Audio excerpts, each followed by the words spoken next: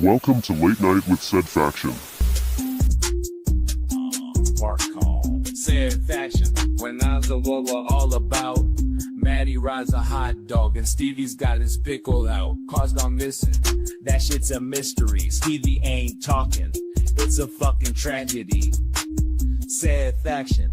Where the smoothest action won. The chat's gone crazy, but we're still having stupid fun. The stream's about to start now. You know what to do. Get your ass in here. It's not the same without every fucking one of you. Listen to this. Too good to miss. Da, da, da, da, da, da. Oh, going all the way.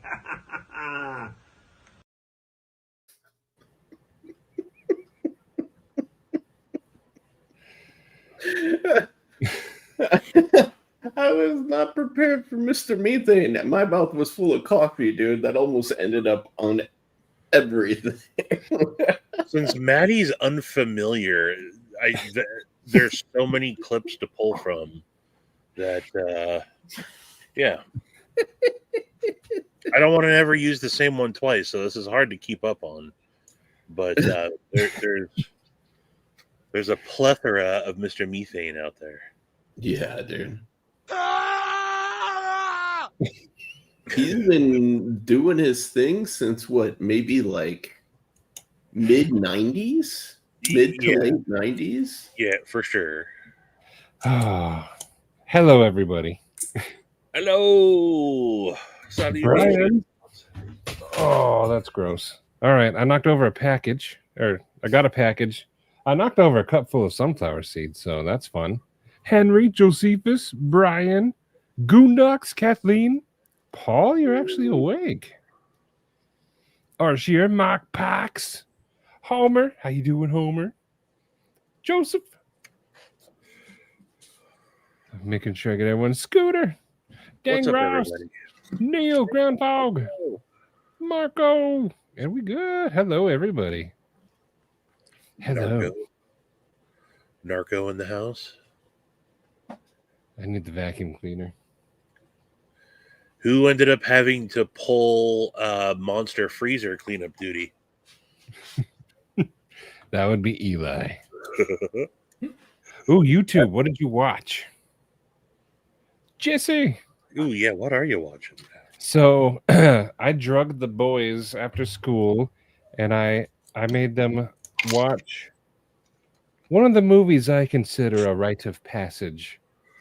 We watched Terminator 2, Judgment Day. Without ever watching Terminator, though? Yeah, he didn't want to watch the first one. He wanted to watch the second one, in my opinion, is better than the first. Yeah. Just for context, but you don't really need it. It's kind of a movie. Yeah. The second one kind of fills in those blanks that happened in the first a little bit. I think I saw them in that order as well. I think I saw number 2 before I saw 1, and I thought I was better for it, actually. Maybe. I can remember renting Terminator as a kid and watching it, and then going to the movie theater. And what was that, like 91 was T2?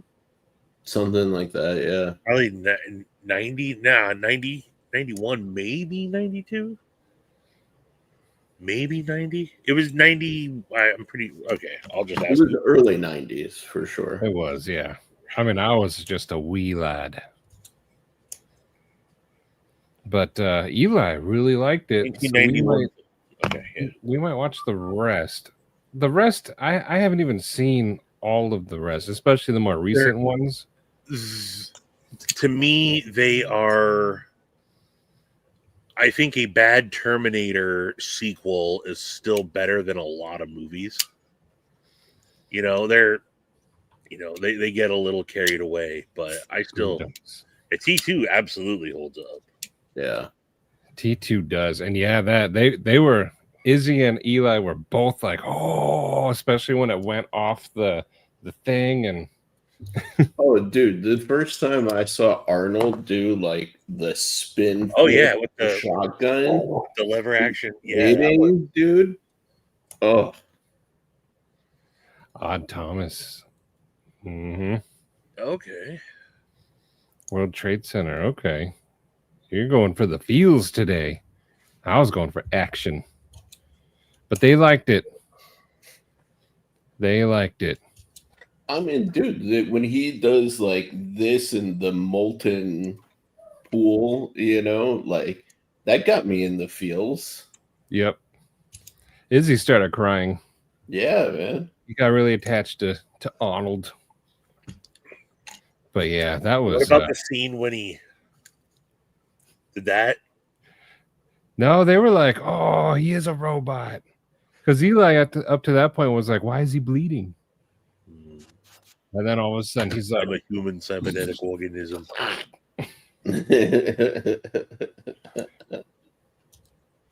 "Ed, how you doing?" What's happening? But I did have to explain some of the plot, like why he came back in time, and why they are gonna try to kill that guy who's innocent at the time. Brian, you were 16, spent the summer in California with the oldest brother. Heck yeah, and that's where it was, right? It was set in L.A. Yeah, he's yeah, like, they're traveling through like the LA River. yeah. In the there's the whole movie is absolutely classic. Like, Oi, you chugging soup, mate? Yeah, it's non-stop. Yeah. It was. Oh yeah, go watch it. I don't understand why it's hard to get action movies that are, I don't know. I feel like action movies are a lot slicker nowadays, but I don't know that they're as fulfilling. No, not like that. And you know what? It was pointed out to me, like by me through the movie, that ever since the scene when he said you can't just go around killing everybody, Arnold never killed another person. He shot them all in the knees and stuff. right. He kept up that command the whole movie. He is a robot, so But like I always in my mind, he was in with the minigun. I thought he was killing everyone. Then I realized no, he's shooting them all in the knees and stuff. he was just followed them in that order. amputees. Yeah. Neil. Ooh, you got the Moyaro. Nice. Ian, how was your birthday? Yeah, that's a tough question, man. Happy birthday week. Well, people think we live in the Matrix or a simulation, and now people are starting to think we live in a black hole, and then other people think we're headed towards Skynet. So maybe both. Why not both? I mean, we are heading towards versions of Skynet. Yeah, absolutely. But we're also living where both, Ian, are kind of plausible. Yeah. We're almost at a point now where, like, if someone were to be like, nope, we actually are living in the Matrix, we'd be like, oh, okay.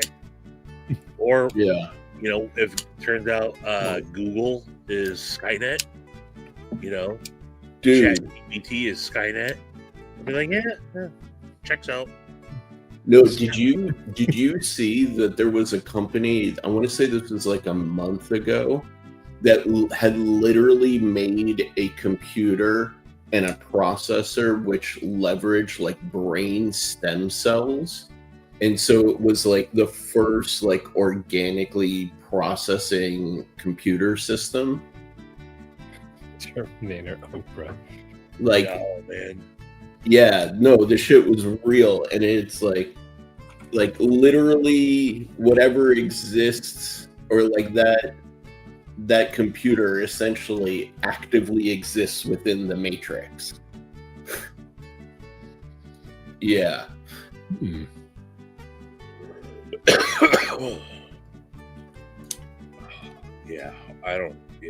I can't wrap my head around that.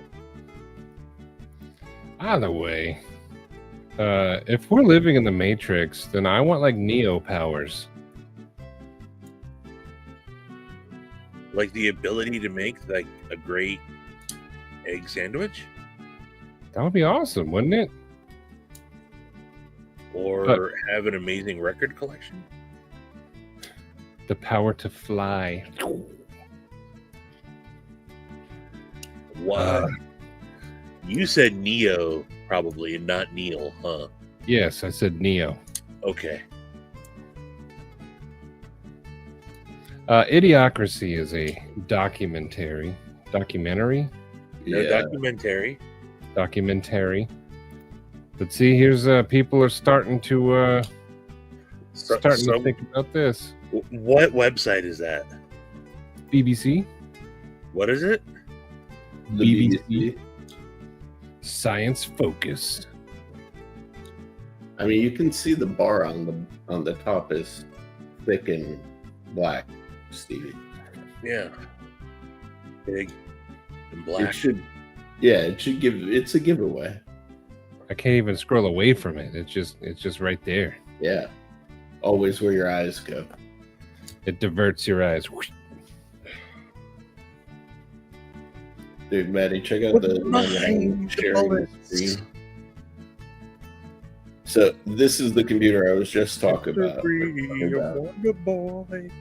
Real neurons. Joseph, yes.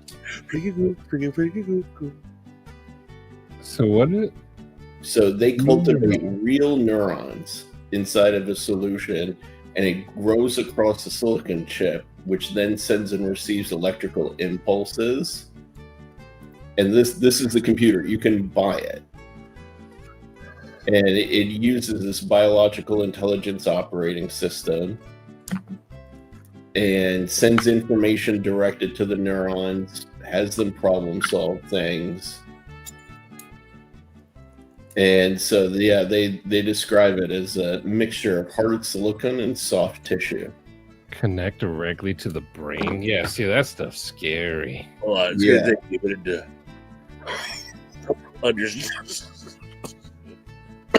understand this. I'm not in the right mind frame. Oh, yeah. But, dude, yeah, you can... I don't know what the price is going to be on it, but I'm... Name it Meat Pewter. I'm pre-ordering one.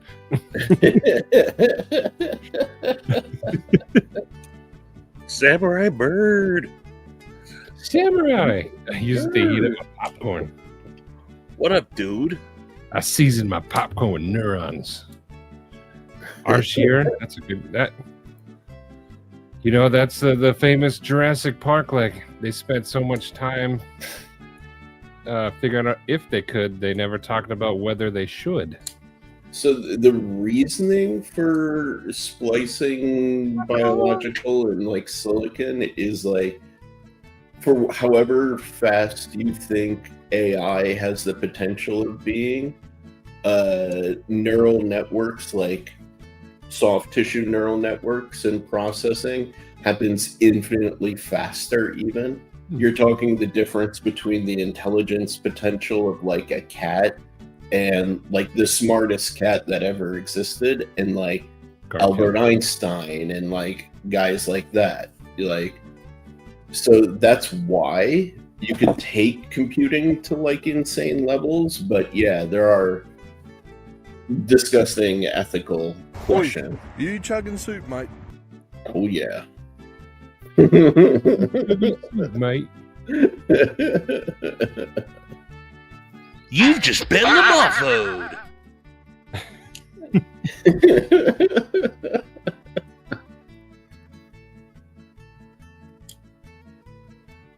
We become one. I buy two. I didn't realize I'm freaking muted. Joe! Never given a 9-volt herpes.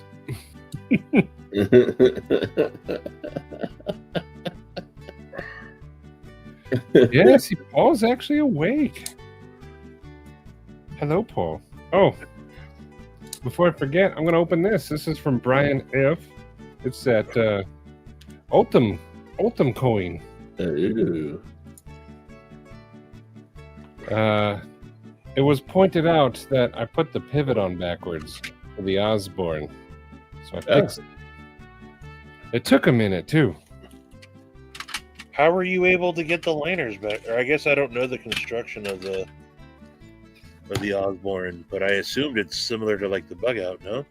All I did was pop out the pivot, and then I had to get it back in while holding the axis bar down. Yeah. But I ended up sticking a bit into the axis bar spot so it hold it open. Nice. And then it was much easier, but I had to line up the two washers and everything. It took a minute, but it was fun. Oh, Nice. yeah. I wanted to see if I could do it without taking the whole thing apart. You truly hate it? Truly scrumptious. They just banned lab-grown meat here, and they gotta get them steaks. Put it in the fridge. Thank you. Wow. Lab-grown meat. I would not eat lab-grown meat. Yeah, I got some Blue Creek knife sticker in here. And then, hello, Bees Bladers. Have you guys... Oh, is Gary doing that on channel members only videos? His new ending? Did he do it just that one time? I don't know. Who's this from? Brian F? Brian F. Because He got a bees package at some point. people steaks. Yeah, here's that Ultim coin. These things are pretty cool. I'm gonna get this C off of it. How's the Warcraft coming along, Neil? P&W Footworks. I already found it, but didn't say bye. Is Neil 30. going deep into Warcraft? Neil loves Warcraft. That's all he does. Brian White. That's what I heard. Look at all that. I don't know if you saw me showing it off last night, but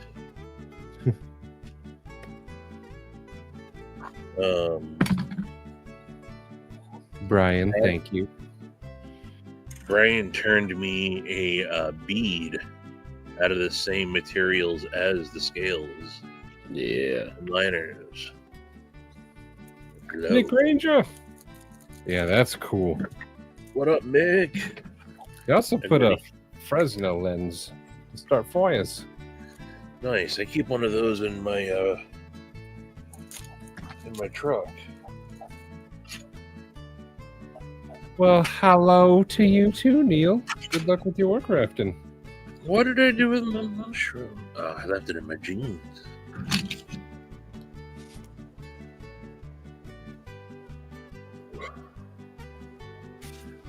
Whoa!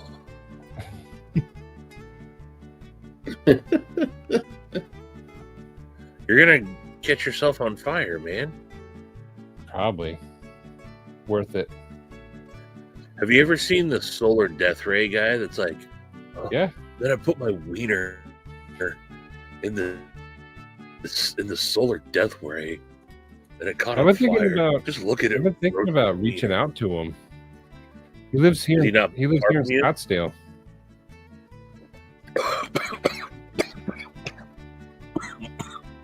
Wait. First of all, explain this laser death ray penis guy, and then explain the logic of why you would like to meet this individual. Because he lasers hot dogs. What about your first words of that sentence would make you not want to meet that guy? Exactly. Hey, Tommy. Call me Oi. The big Chitowski. Careful, man. There's a beverage here. Scotland. He was out front collecting money, get the old man put in a home. He does meet me. He does. A string of beads for adults. Yoko. Yoko! What up, Yoko? Oh, for starting fires? That's a good idea, though. Stevie is not ready. No, I'm not. See, everyone gets it except Sharif. Everyone gets it. Because it's the laser death penis guy. Yes. It I like the speaks word. for itself. Yes.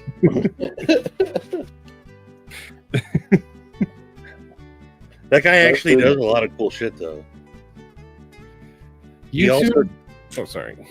he also does like the Orbeez, where like he casts like molten aluminum. Oh, I've seen that. Like Orbeez, and then he's just got that. It's like a plexiglass like deal that he made. It's essentially what you have there, you know, and just and he just focuses that beam and it torches shit like almost immediately. He melts rocks with it. I know that. I've seen that, dude. The penis mightier. Not the peanut butter guy. Uh, Exactly, Brian. Exactly.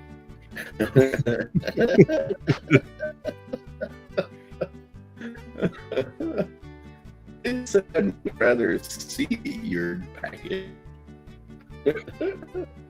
Javon! That was a cool live with that dude.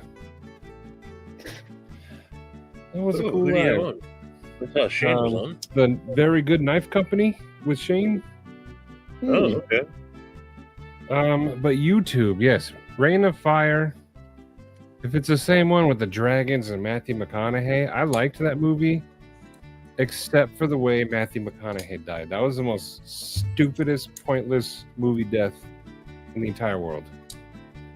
Ooh, I got a question for you guys.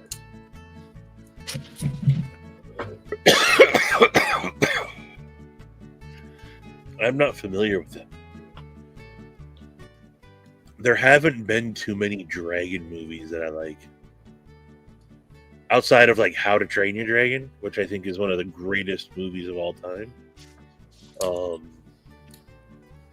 Yeah, like a lot of the like what was the one with that everyone loves with Dennis Quaid? Dragonheart? I liked Dragonheart.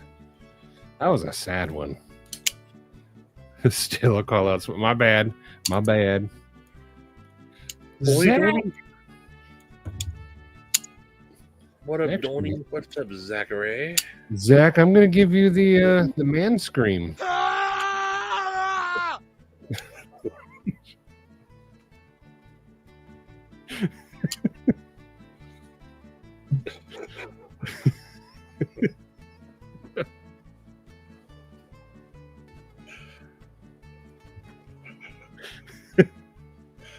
Zach, I'm gonna give you the man scream.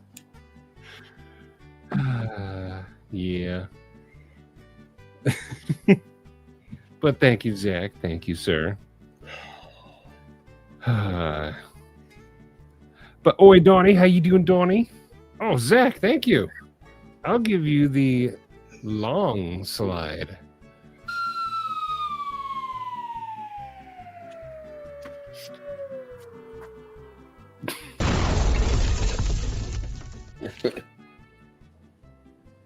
It's a very dangerous slide.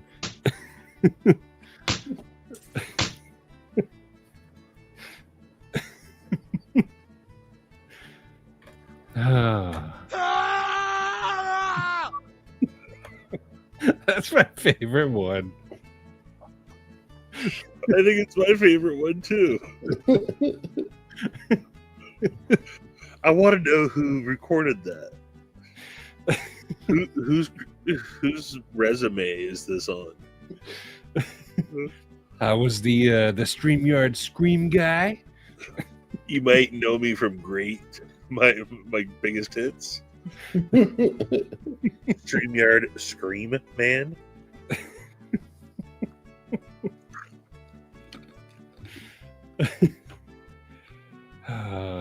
Aragon, okay. You know what? I think they could have pulled it off way better. I don't. I like the idea that they went with Jax going out like that, but they pulled it off horribly. Yeah. They had a lot of, I guess, good TV deaths like Opie and stuff, but that one. The Sad Stevie story. How to choke your chicken.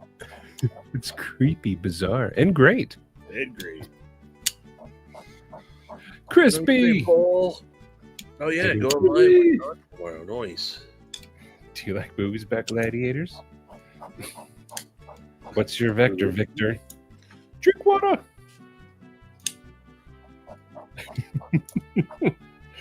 The Scream is my favorite.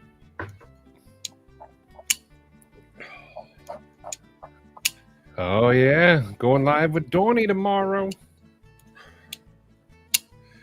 Do any of you folks out there, are you fans of the band 21 Pilots? Yes. Are you aware of like the whole lore of 21 Pilots with Dima and like the story they've been telling for the last 10 years? Mm-mm. Oh, well, it's amazing. Like it's so, in my opinion, clever and ingenious, and they wrote the finale to the story. You don't know if this is going to be like their final album, but like they wrote a song that wraps up the entire lore that they've been writing about for the last decade, and it's freaking, if you're a fan of 21 Pilots, it's freaking awesome and crazy and out of left field and devastating and sad and awesome. Oh. I just don't know many people that are. The entire thing is a metaphor for like mental health, and like it's very, very deep. I didn't know they had like a theme. Yeah, like Huh. like Clancy is, the character, and you got Nico and the Niners, the 9 bishops, and they live in the world of Dima. There's the Banditos, the Torchbearer. I just know they had a song about heathens, and Yeah, that's not part of the lore. It's Oh. cool. So it's like they have like the albums are themes. Starting with that Blurry Face album. My But, name is Blurry Face. Yeah, it's if you have paid attention to it, and I've become part of the clique over the last, I don't know, 8 years since Zoe got me into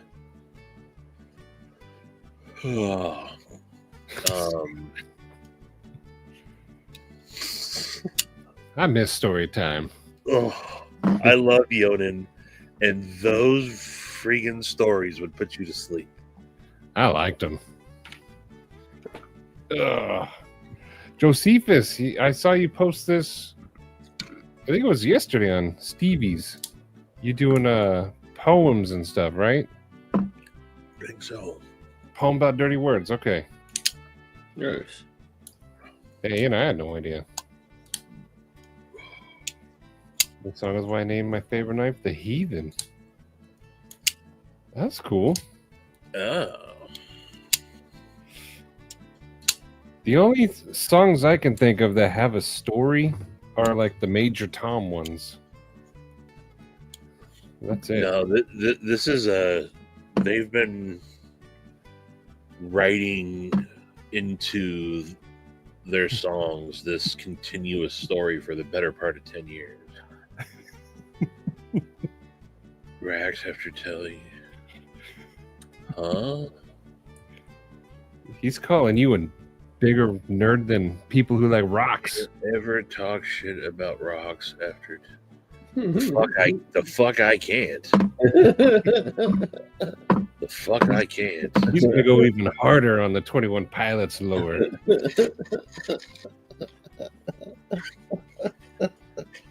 guys want to hear about water heaters? Yeah. What's your vector, Victor? Roger.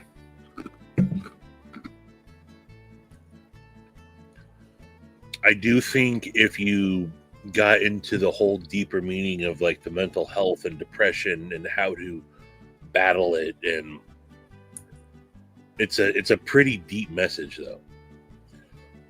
Is there certain songs on each album, or is it like just the whole album tells a story? No, it's a lot of the songs on all their albums. Okay. But not every song is part of the lore. And then the videos to go along with it. The video that they shot for it's City Walls. It's really good. Y'all can give me all the shit you want.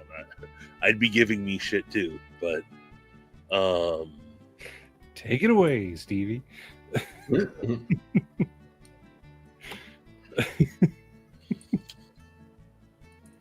I speak jive. This is what happens when you're the stoner fart guy. The minute you want to talk about something serious, people are like, boo, shut up, you fucking dork.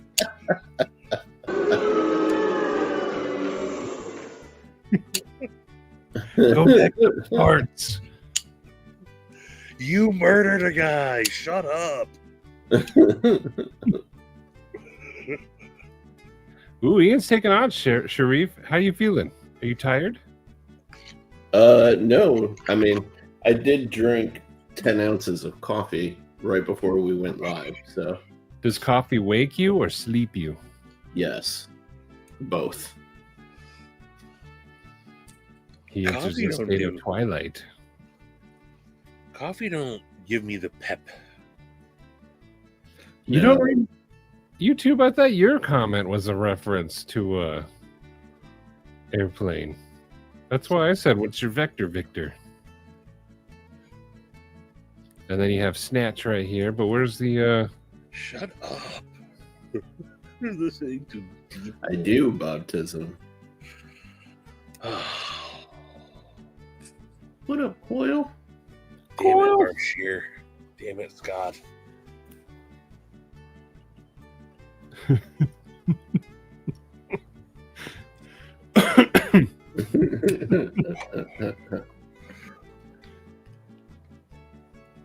Hey, speaking of Same Shane. hard ass floppies, does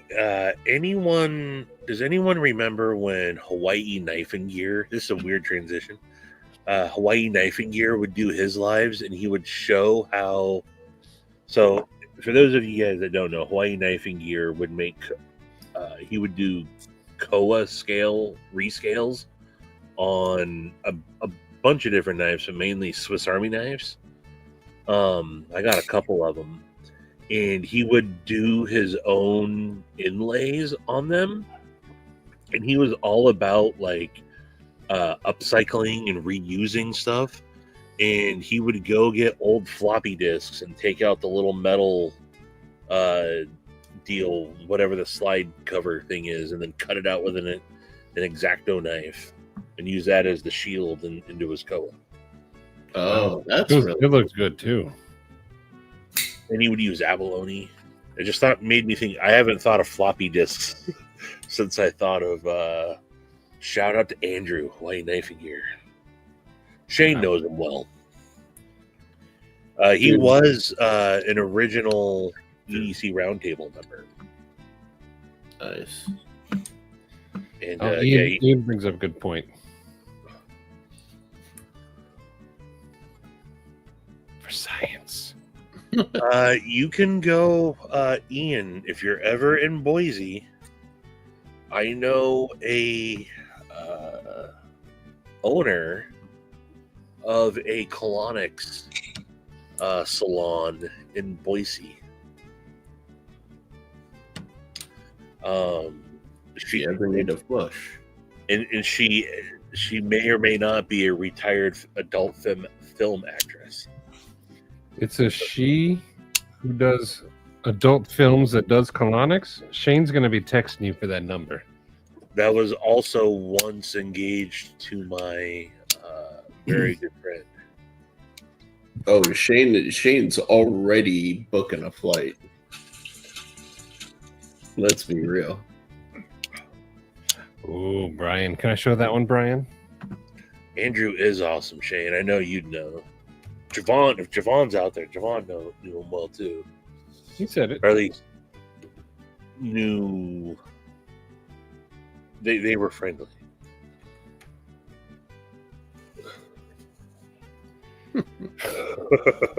Really angry there.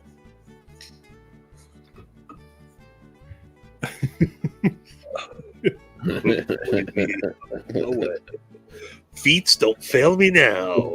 Yeah. Shane's making the Fred Flintstone.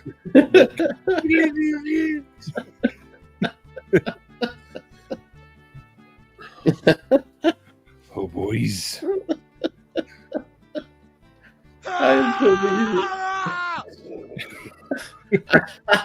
In my head, I'm totally seeing like an AI remake of Shane as Fred Flintstone with those feet, and then him going across the screen with that yell. That's Shane when the coffee hits.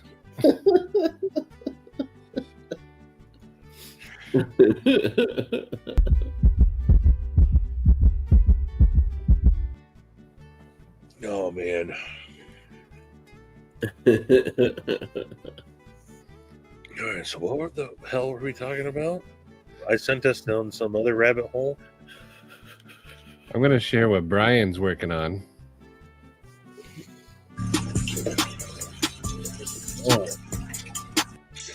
I think that red and black.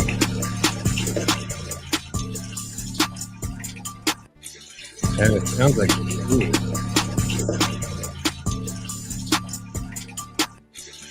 Yeah, that looks cool. Samar Ultim on the way horror movie. How you doing? You don't make them all individually, right? Like, you make it out of like a long, like tube, and then like cut it. Well, the insides are all different colors, so I don't know. I was in an alternate reality stream earlier with a Mick Yako and a Mad Ranger. Oh, Mind of Nemo. Sup, soup chuggers? Oi, you chugging soup, mate?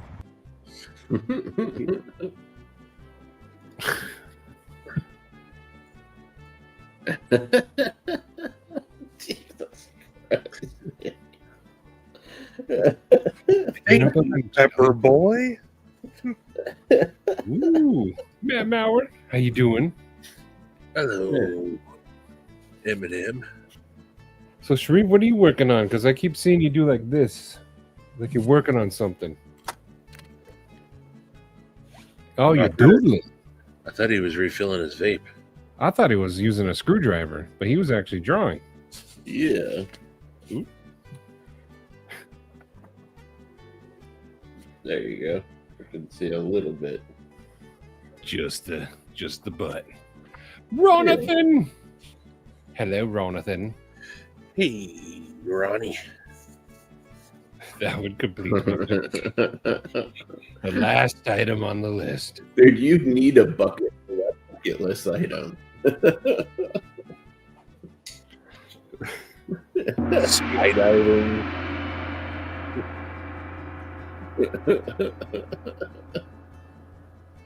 Skydiving, bungee jumping. Seeing the 7 wonders of the world. Coming and shitting at the same time. All at the same level, you know.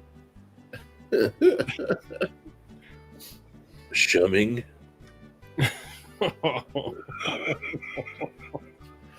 Oh God. I just God.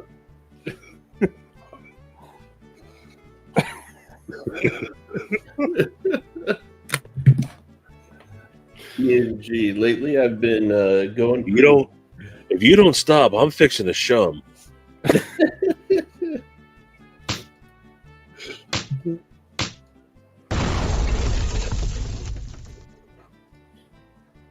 E&G, I've been going pretty hard on these Kuratogas by Uniball.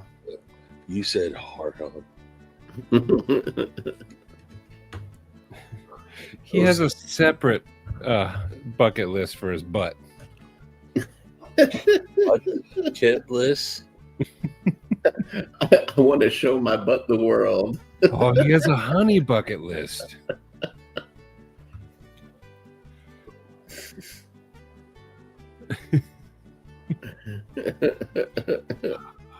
Showing us the Uniball. Oh, yeah. Show you the Uniball anytime, Kyle. Horror movie. What up? I just realized today I completely forgot about them. I haven't opened them yet.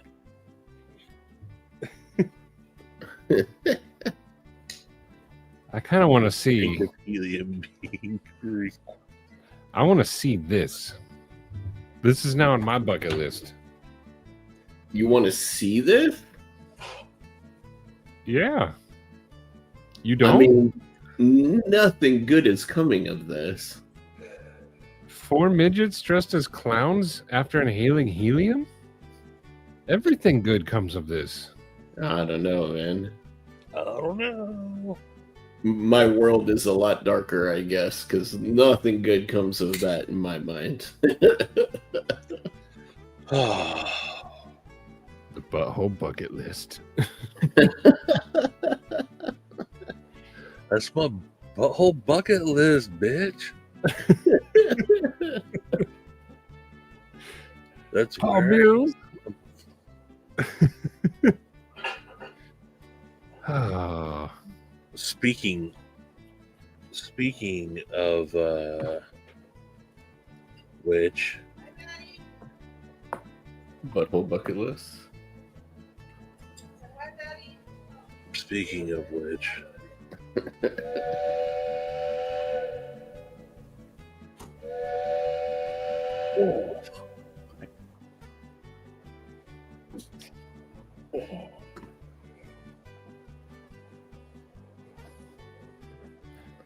I can't hear it. you can't hear it? Mm-mm. What? Whack. Dude, that's hella whack. What about... Can you hear that?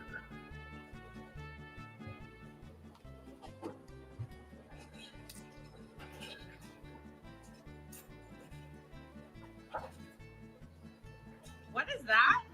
There you go. That's my bean shell, bitch. That's where I keep my beans. My bean shell, bitch. Navy pinto Greens. sturdy ass oak. My bean shell, bitch. We don't use pine. That's a joke. My bean shell, bitch. That's where I keep my beans.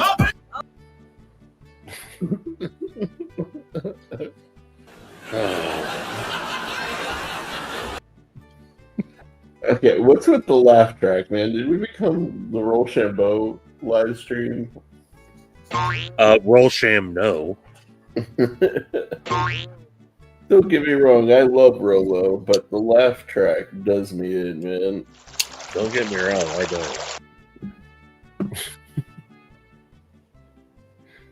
don't. Ooh. What is that? I can't read that tree. What does that say? My eyes are blurry right now. I'm not Oh, really my- seeing much of anything. I can't. But if I had to guess, I would say it says almost as, you know what? Here. I got the perfect tool. What is it? The Fresnel lens. Oh, it says almost as good as.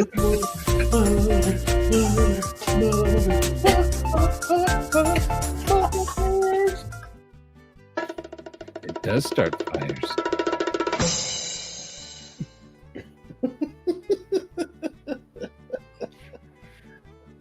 Gabe Ongos. Oh, hey, you know what I need to play? What? The bongos. No, I have something to debut. Oop.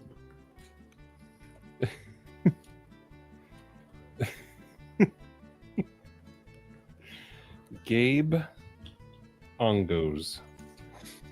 So,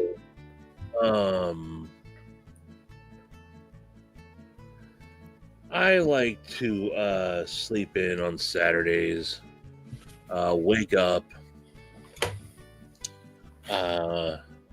get my coffee, come outside, chill out for a little bit, and I like to start scrolling through Instagram vertical lives. And I just so happened to come across my good buddy Millie Red again. You don't say. I do. Shout out Millie Red. Shout out Millie Red. Can you hear this? Yep. So what Millie likes to do on his live streams is play his videos in the background and, you know, sing over them or sing along with them. And so this is one of his hits that he likes to play. And I timed this perfectly. Or someone timed this perfectly. It's that throwback heat, yeah. That 80s baby shit, yeah. Mama didn't raise no stick. Oh man. Daddy didn't raise no bitch. Nobody gave me shit, yeah. Game owners, what it do?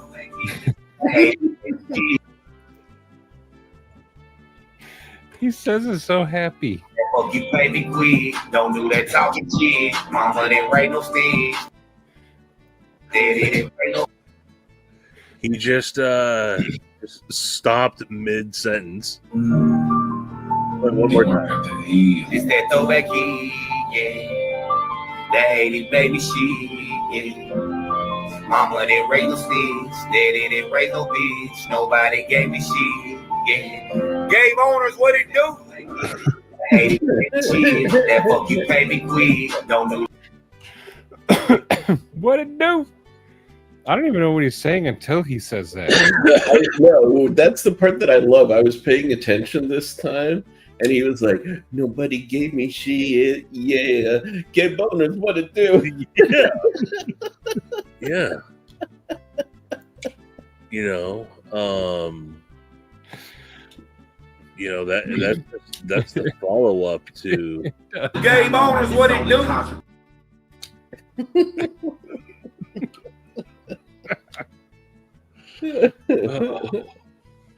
yeah. I mean, people are. I would love to see it catch on. He goes out on tour. And that song starts. My mom didn't raise no bitch, and holds the mic out to the crowd, and the crowd just goes, "Gay boners, what it do?"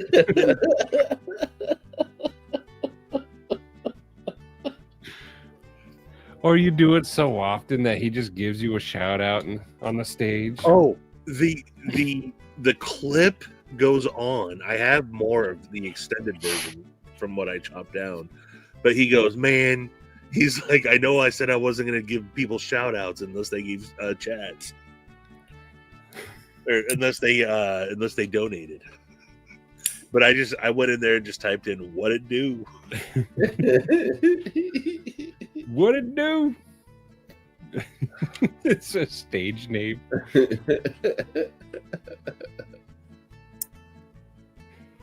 Does he go live like every Saturday? On the weekend for sure. That's generally when Saturday happens, yeah. Well, it might be Sunday. I don't remember. This was recorded on. I mean, I think I said Saturday, so it probably is. No, it was Sunday. Sunday. I kind of want to be like in that live as it happens. That was at 4:44 p.m. Okay. He did. I said I wasn't going to shout anybody out. But gay boners, what it do? Gay boners in my true blue. I don't think you're mistaken, Kyle. I don't think you are. No, I mean, I literally said the weekend for sure.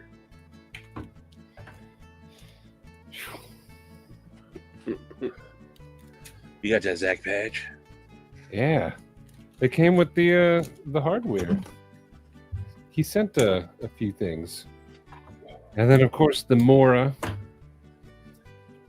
These knives are so sharp when you get them. And they make a satisfying sound. Get a pat my balls shout out. Gay boner and the honey bucket crew. I carried my Phoenix today. Did you now, mate? I did. I'm going to send it to Paul, actually. Yeah? Yeah. Nip the tip. There you go.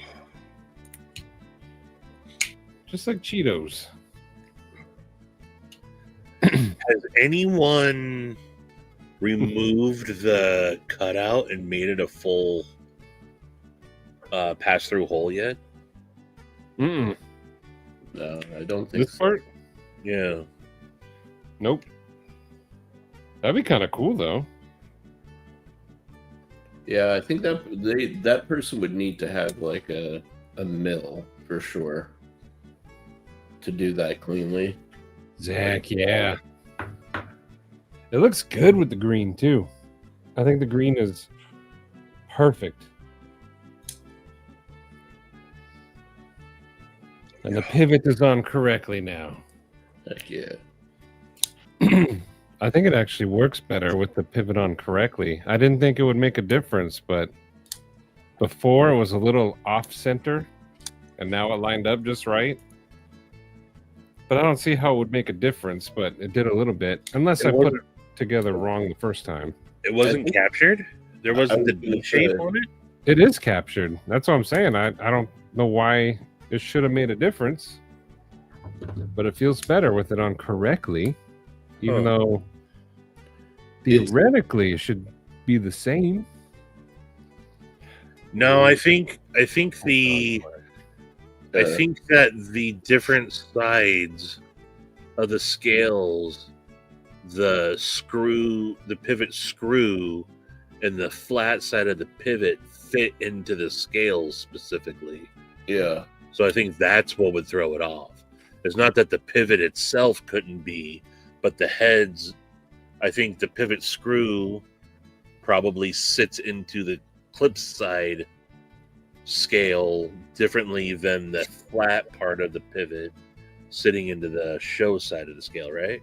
Yeah. I think that's what it would be. That makes sense. It makes sense. Yeah. I think Cheeto has his Phoenix without this. Hold on, did I say something smart for once? I think you did. Whoa. It probably came out in my head. I sounded super smart, but it probably came out because it's just like different, man. No, you said it in a way that was understandable and relatable. I articulated my thought. You did. I'm a thought articulating motherfucker. But yeah, it does look good with that green, though.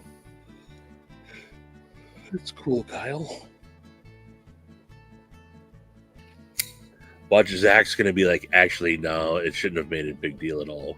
Hulk. You know what, Zach? Does it make a difference which way the pivot goes in? It definitely should. If it's a captured pivot. It feels different with this action because it kind of felt gritty and off center when I had it on wrong. Yeah. I mean, sometimes it's just the way the knives are built to be a certain way, and then when you flip it, it might not seem like it's a big deal, but it is. I found that out. So I like having the removable pivot screw on the clip side, mainly for disassembly. So when you set your knife down, you got the flat part of the scale and not the clip making it go all wonky, right? That's how I had it originally. So there's a lot of knives though that have also you have, so if it's on if the screw coming out, the pivot screw itself, if that's coming off on the show side, then you have to, it's a couple more steps to flip things around and, you know, pull the scales apart. So I used to just think that, oh, well, you can just flip the pivot and I'll just make it so it's not like that. And I just flip the pivot. And I did that on quite a few knives. And then I did it on one specific knife, not thinking it was a big deal. And Kevin was actually reviewing it. It was the Viper Catla. And Kevin's like, oh, let's check lockup. Did a little spine tap on it, and it failed. He's like, what the hell? And I'm like, bro, I've owned that knife for, you know, I don't know how long. It's never once done that. That's weird. Couldn't figure out why all of a sudden the lock was failing on it until someone, knife nerd reviews, got it, and he's like, did you flip the pivot? I was like, yeah. He's like, I flipped the pivot back around and everything's fine. Yep. He's like, that's literally all it was. I'm like, but that shouldn't make a difference. He's like, it did though. So, you know, sometimes flipping the pivots. Yeah, it'll spread the scales or the liner out just those like tenths of like an inch or hundredths of an inch. Yeah.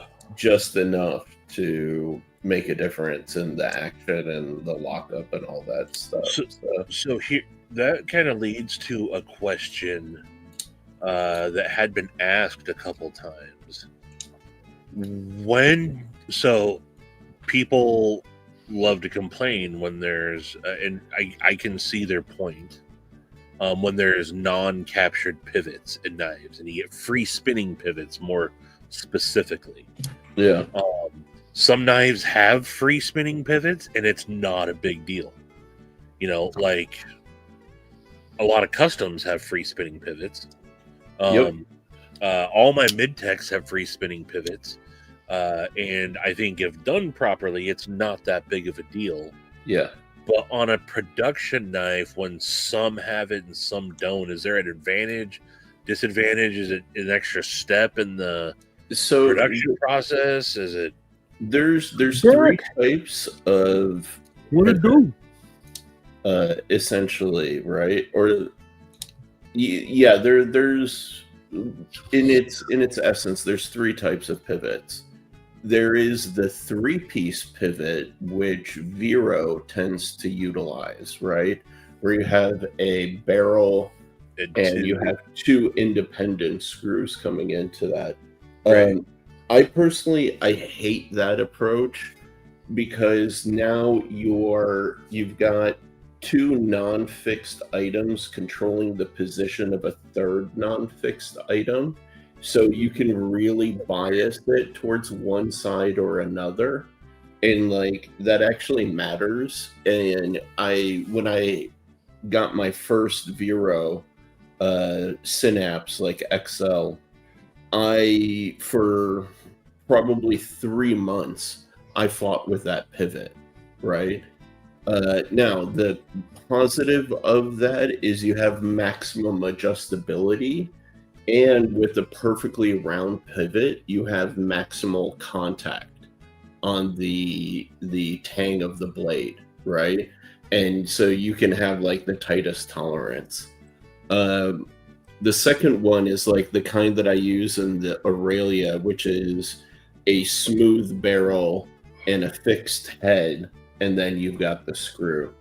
That's a bit of a compromise, and the reason why it's a compromise is that you're not putting like equal pressure on both sides, there's always going to be a certain amount of like torquing that happens with that. And that's where like the 3-piece setup is more advantageous. So you're still going to torque the tolerances just a little bit, but you still have the advantage of a perfectly smooth barrel, which gives you, again, maximal contact and the best action, right? The captured pivot, you know, where it's like the head may be a captured shape, or like the barrel is like a D shape, for most mass production solves most of the problems, but you sacrifice feel and you depend a lot on torquing the whole pivot assembly in order to maintain that capture and the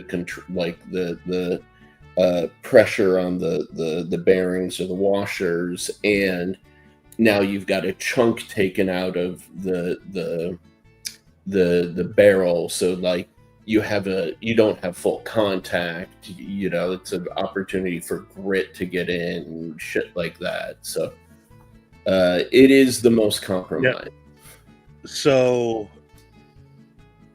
you take that into consideration with the design of the knife, then, I assume? I do. Not everybody does. So but hypothetically, if you would have designed the Aurelia to have a captive pivot, Riot would have done that. Yeah, 100%. Yeah. I found so one of my favorite production knives that I don't think got the love it deserved is the Luft Concept Avant. Mm-hmm. However, they did and that was a Riot production. They did a 3-piece pivot, and what I found after using that knife for a while is that what you would think would be the fixed screw, was actually that was walking, not the actual, not the tightening screw. Yeah. And so it would throw the knife would be perfect, smooth, super awesome, and then after like a day or two, it would turn to absolute garbage, and sometimes like it just would not. It would like almost like seize up. That was what I experienced with my Vero. And I was like, what the hell is going on? I finally took it all apart again, and I was like, oh shit. I was like, this is like it's hand tight. Yeah. Threw some thread locker on it. Didn't have that problem again.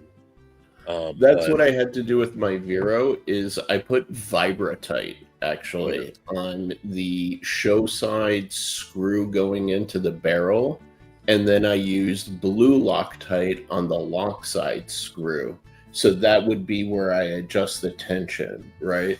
And so in effect, I made the pivot behave like the way my Aurelia pivot does, right? But one way to minimize the problem of that like imbalance of like compression torque on the tang is to do that like shoulder screw for the crossbar lock, right?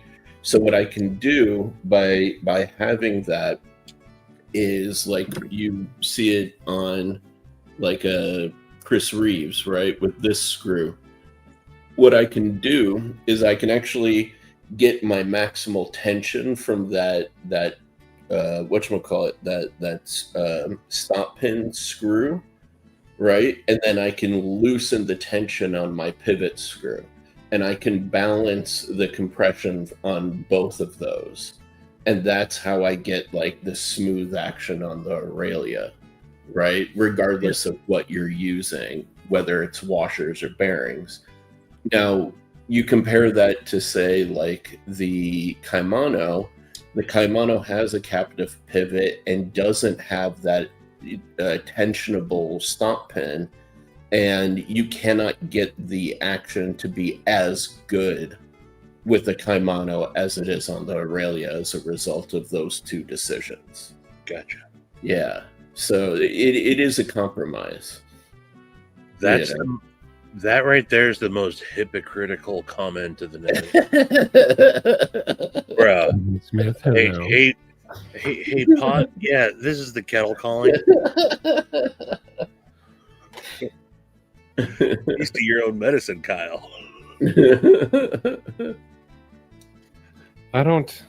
My opinion is I don't necessarily care about pivots, but one thing I can't stand, only because I suck at it, is I have to use two drivers to unscrew a pivot. I don't like that because you have to hold one all weird with this hand while loosening with the other.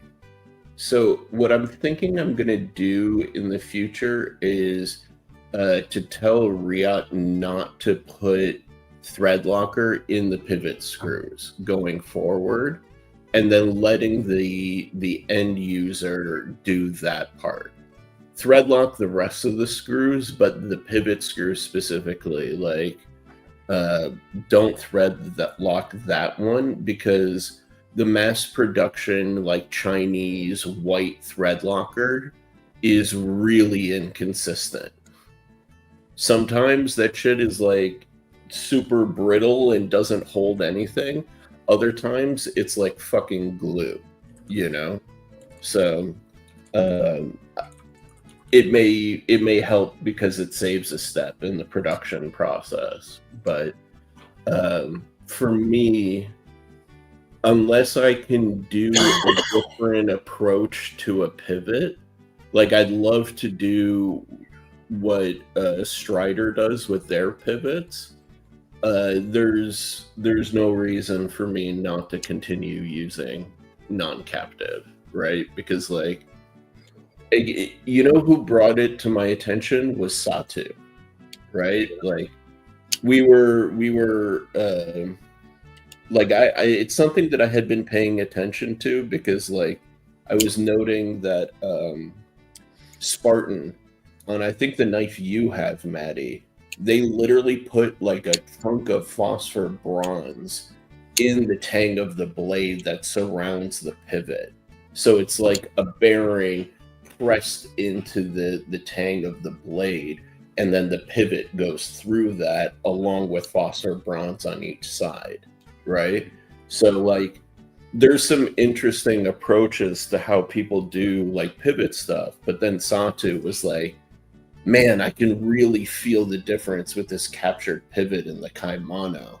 And we started going back and forth, and I started paying attention to the feel and comparing them, and I was like, oh shit, like if you know what you're looking for, or you have that sensitivity, you'll feel the difference, like in a big way. And when you try to charge people more money for something, or like you try to imply it's higher quality, those je ne sais quois are the things that stack up to like the impression of like your product, you know? So anyways, enough boring people and nerding out. I mean, people, sometimes people judge with a lot of things.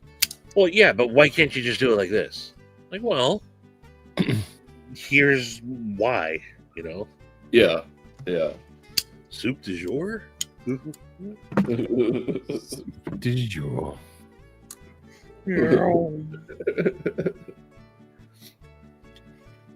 Yeah.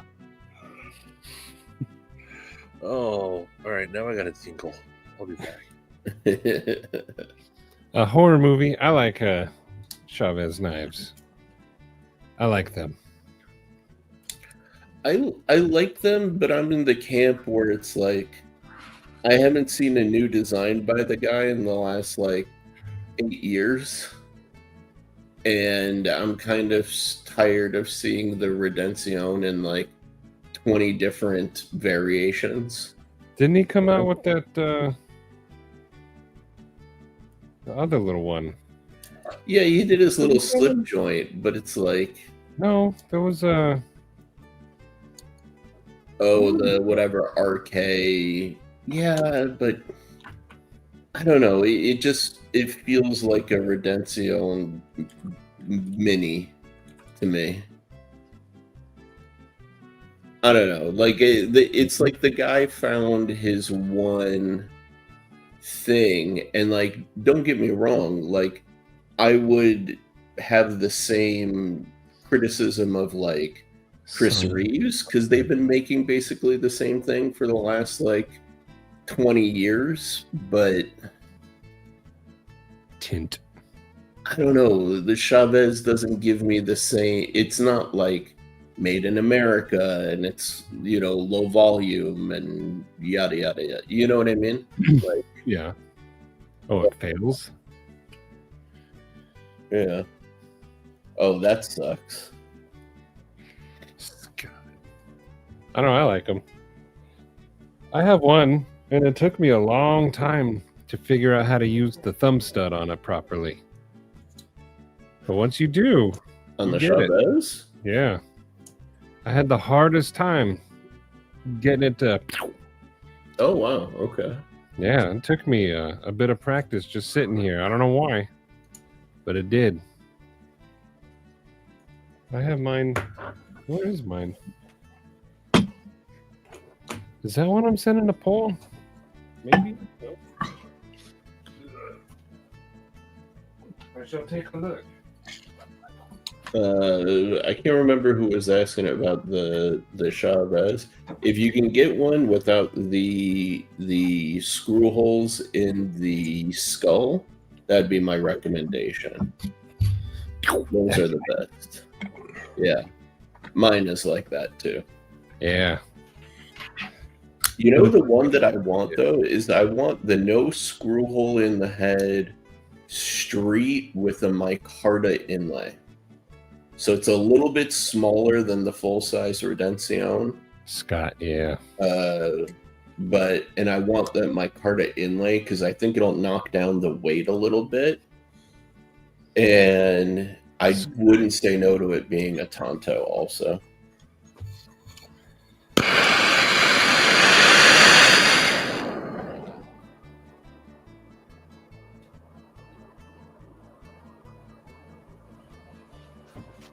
Yeah, Scott and that. I mean, that's Riot. Riot does all his production.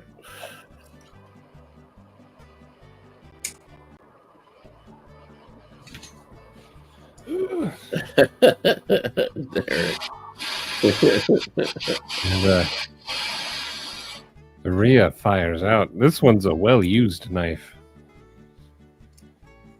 Definitely small, but I like it. I considered getting that one for my dad, actually. And he didn't care for it, but I think he would have liked it a lot. It definitely fires out. It's only got the thumb stud on one side, though. It does. Hey, Luke.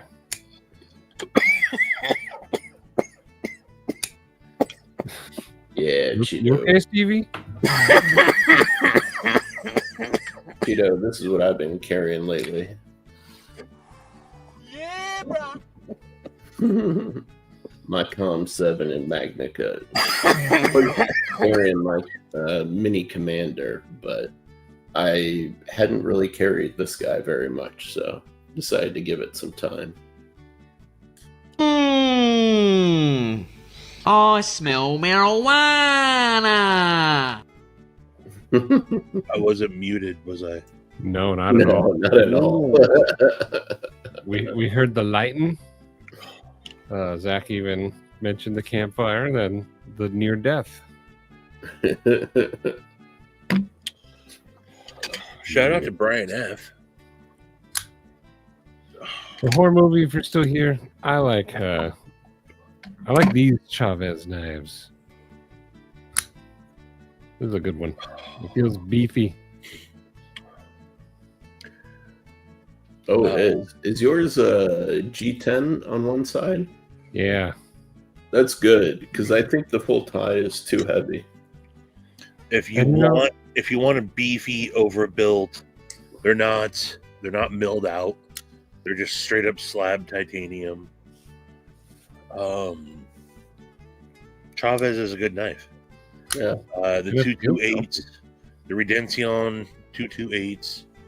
If you can get yourself a No, the 229 is the production, right? Yeah, 228 and 229, but the 228 228 is a bit smaller. No, the 228 is U.S. made. That's the Is difference. it? Yeah, Who U.S. made it for him? he did. He was a knife maker first. I know that, but I could have sworn like Blade HQ had a bunch of the 228s in stock, and they weren't custom money.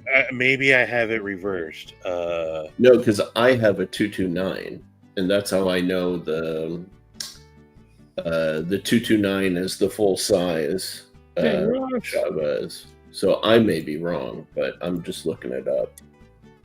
Oh Yeah. no, you're right. Chavez 228 refers to a model of knife from Ramon, from Chavez American made knife. Yeah, you're right. You're right. Okay. Fight. Um, Makes just like that scene in when he's holding him, making him have his eyes open. I forgot the name of the movie all of a sudden. Joe Pesci. I'm blanking. Yeah, the 228s are hard to come across these days. They're harder and harder. The likelihood of you getting one that's been a single owner is a lot of people. Those have been churned on the secondary so many times. The 228s. Yes. Yeah. Thank you. A little known Chavez model is the Ferrum Forge collab, Midtech, the Veloz, where it's, if you think a smaller Ferrum Forge Chavez mash design with the skull pocket clip, it's awesome. But they put they double tapped. They didn't come from behind, like, I don't know why. Yeah. But Stupid. I've had the opportunity to own one of those 4 or 5 different times and just never quite pulled the trigger. But the very first video I ever did on YouTube was on I got a Redencion Street Tonto, the smaller of the two, and G10. And, I ended up getting rid of that because I got the Necronaut. I like the Necronaut better. But then when I got the Kaimano, I got rid of the Necronaut. Don't worry, I'm not getting rid of the... it breaks the cycle. I'm keeping the Kaimano. But I always said I only need one Tonto in my collection. Oh no, there's so many different flavors of Tontos though. You've got like, I just never needed more than one. If you like the shorty flat and the longer edge, and you've got. Is that my internet or Sharif's? Probably mine. Okay. He is Kyle. Uh-oh, we lost Sharif. We have lost Sharif. Dibs on his knife collection. You know what, you guys? I do also like the Tanto as a blade shape, but I miss some belly. I like having some belly, I gotta admit. So I think ultimately, if I having that's why I kind of like my P&W by Edgy Blade Works. But, Welcome back, Sharif. There we go. Yeah. Yeah, go buy some of Sharif's knives to help him get good internet. I have very good internet. I think it's some of my settings that I was using. Harpoon Tonto with a compound grind and recurve. That's almost the Kaimano. Yeah, just no compound. Number 7. That's basically an Emerson CQC 15, which is a Harpoon Tonto with a compound grind. With a recurve, it just doesn't have the compound grind. But yours is all that, but no recurve. Yeah, because doing a recurve with a Tonto is a really difficult thing. That's why I think the CQC 15 is awesome. Speaking of, did I tell you I'm getting my... So I have one CQC 15 that Ernie Emerson modified for me personally, but I got a second one and I sent it to one of those Emerson customizers. And he's basically making it into a mid-tech, bolstered version. And I'm super excited. I haven't been buying knives for the last few months, actually, because I'm getting that done, actually, as we speak. So maybe next month. I can't wait, dude. That's awesome. Dibs. Yeah.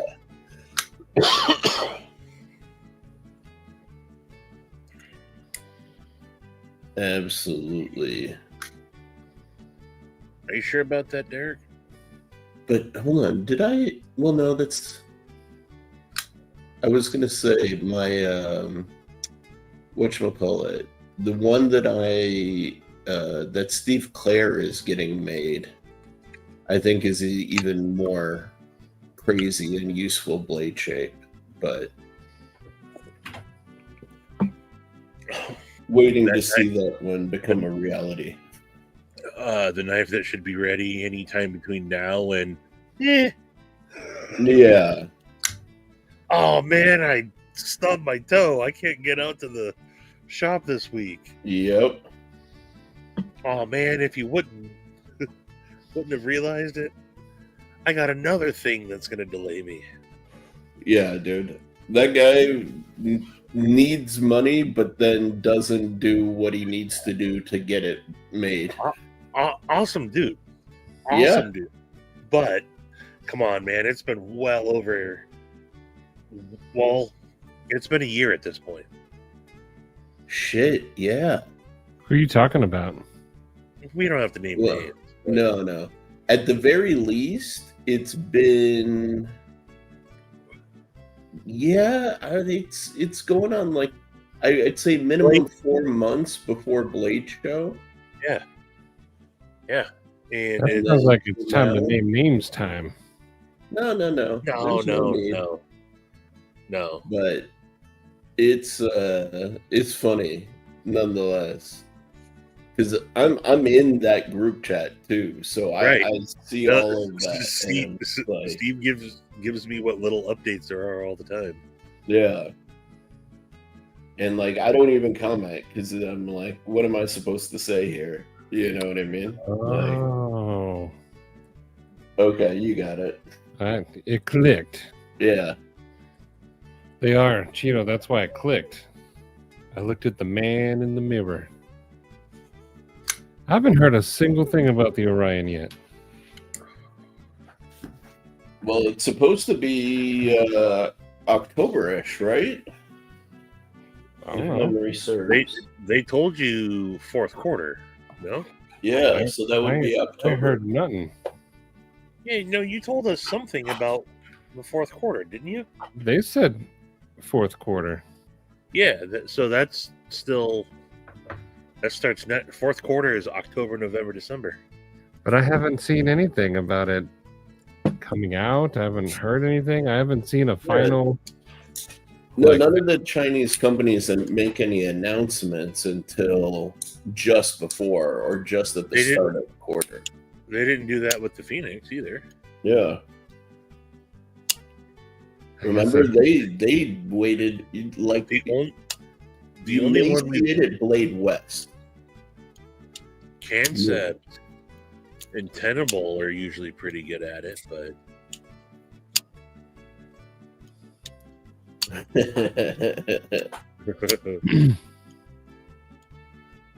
Tits McGee that used to go live with Work Knife Balance. Who's Tits McGee? And also, yeah, how is Work Knife Balance? he good. Yeah. He good. Yeah, I talked to Steven last week. How come he never talks to us? He was always a, hey guys, just so you know, I'm on social media like maybe once every couple weeks. Like he's just not, he's a very doesn't get distracted by his phone type dude. So he just doesn't have a lot of apps on his phone. So he does everything on desktop typically. Social media on desktop. Oh dang. And he's just, you know, third kid, new job, relocated. He's just been lots of stuff going on in their life, and he's just been busy. So stop whining. Good for him though, man. Like, what a good dude. oh yeah, he'll it's one of those, hey, I'm gone, but it's not goodbye. You know, he's just super busy. So he's someone that I text with, and yeah, he'll be back before too long. But I literally I went and found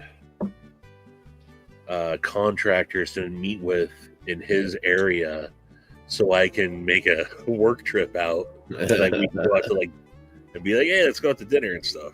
You know? So, Nice. Was it the same guy who wants to build the bean shelf in your house? No. He did not. He didn't know what a bean shelf was. I do not know what you mean, but we would love to set up an interview. No, it was a free in-home estimate. Yes. I was like, why not, man?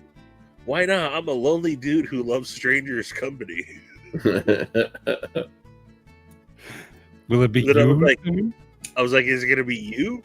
Click. Stevie got rejected. Getting a scammer / telemarketer or whatever to hang up on you is one of the most gratifying feelings ever. Oh, I can imagine. Yeah. You're not worth it. Just try to waste as much of their time so it takes up even so they don't have, that's one less call they can make a day. Trying to help society, make society a better place. Stevie, doing the Lord's work. I try. The same feeling as Saran. What's up, Palmer? Oh, I just kicked my chair. Palmer. How you bad, dude? Ooh. Hope all is well with you. Yeah. You like how Palmer became an adult, was like, later, losers? He doesn't have time for us children's anymore. He's like, oh shit, there's way more things to do than to hang out with these dorks. Which is the right, absolutely the right call. Yeah, absolutely. He'll come home and roost every once in a while, though. Man, that's fucking great, but it's so true. Remember, Palmer used to be the topic of every live stream. Palmer was the new kid on the block, the young stud. The one you couldn't say inappropriate stuff to, but he could say inappropriate things to you. I had no clue that how young he was, and I gave him a Palmer. What was it? I gave you some. You were talking about not having a slip joint, and I was like, "Hey, dude, I got this knife that I'll send you." And then someone pointed out to me that he, as young as he was, and I was like, "I wonder how his parents are gonna feel about some random Old man on the internet sending their adolescent son a oh yeah, the Ohio River Jack. That's right. I was like, I hope they're not weirded out by this. I was like, because it's kind of weird, man. But it was all good. Don't worry, Dad. He's on YouTube. It's okay. He's my friend, Dad, and he thinks I'm cool. He lives in Washington. He's killed one man, but he sent me a knife.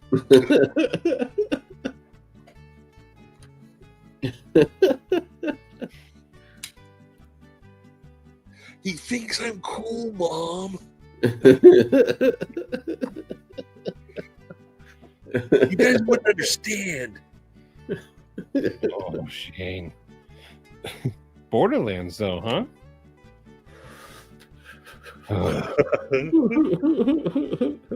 I wish I could play Borderlands 4, but this computer would explode. So I cannot.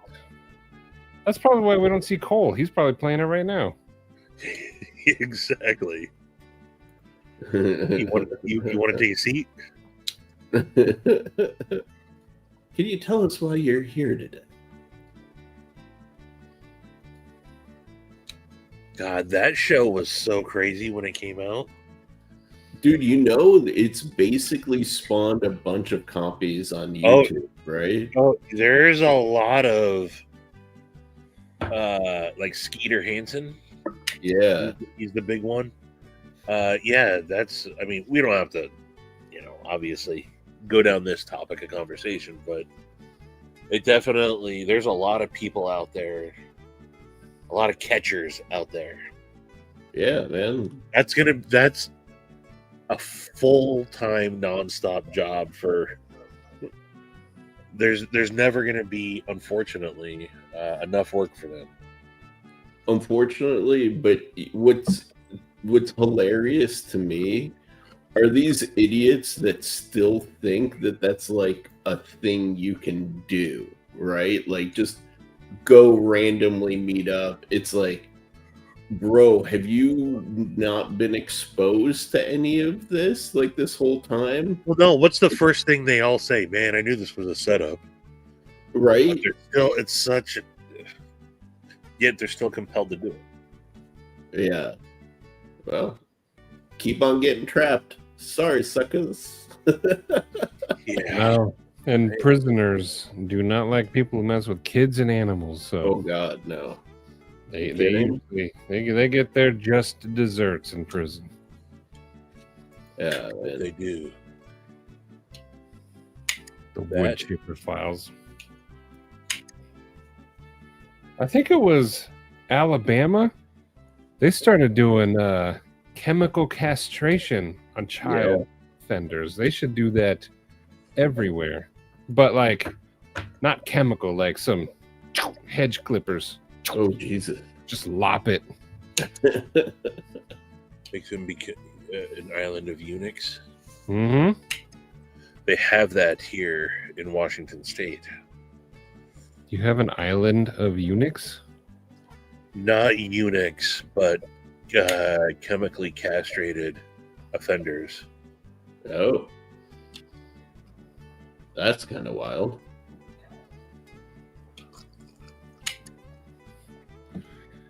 And a lot of them. The chipper. I don't want to go down this rabbit hole. Yeah, we talk about anything, but yeah, I don't. Go It's wood not chipper. something I like talking about personally.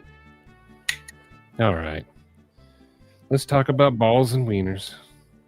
No, we can still talk about balls and wieners. I'm okay with balls and wieners. How Apparently. worth it? All right, I got a story for you, Palmer, about the Arcform Slimfoot Auto. That's officially the first knife that I was ever influenced to buy.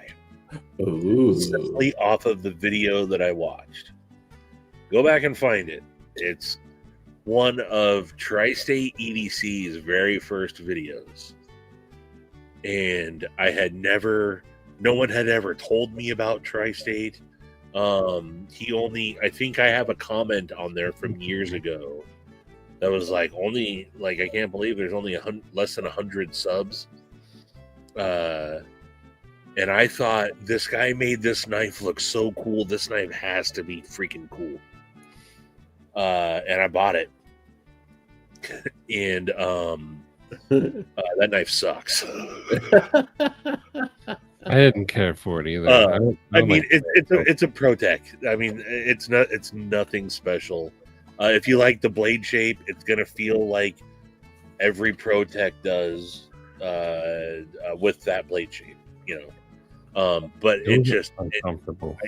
I didn't care for the ergos of it or anything. But and I remember Tri-State was all about the slim foot. But then it was like 2 months later, 3 months, however, I don't remember exactly. He went on a live stream with Kevin Lefty, and he didn't have his voice changer. And I tuned in, and I'm like, and it didn't say his name. I think it was like his first time going on StreamYard, so I think it said Cole on it. And I'm like, yeah, when's Tri-State supposed to be on? They're like, that is Tri-State. And I'm like, what? I'm like, no, this guy is, oh man. Now I really think this knife sucks. Let's see if I can find that. I like him better without the voice changer. Slim. Yeah, I don't get the point of faking the funk. I mean, his voice isn't that different. That's the funny part. Yeah, I don't know why he used it.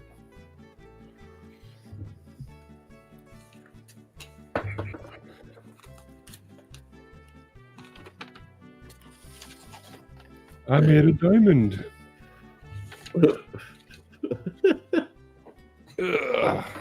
See where this video is. Waiting for you to like punch your nose through it, Matty. I don't think there's any hole in any paper big enough for this honker. I have a giant schnoz. Sup, Gary?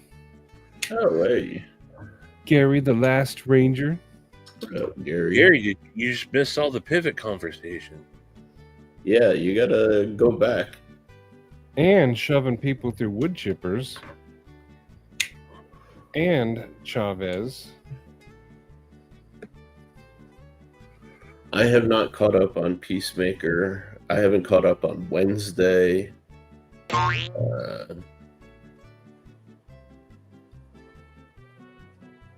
had a question. So I've watched Addams Family, the classic show, the movies with I forgot his name. But now in the second season of Wednesday, they have like superpowers.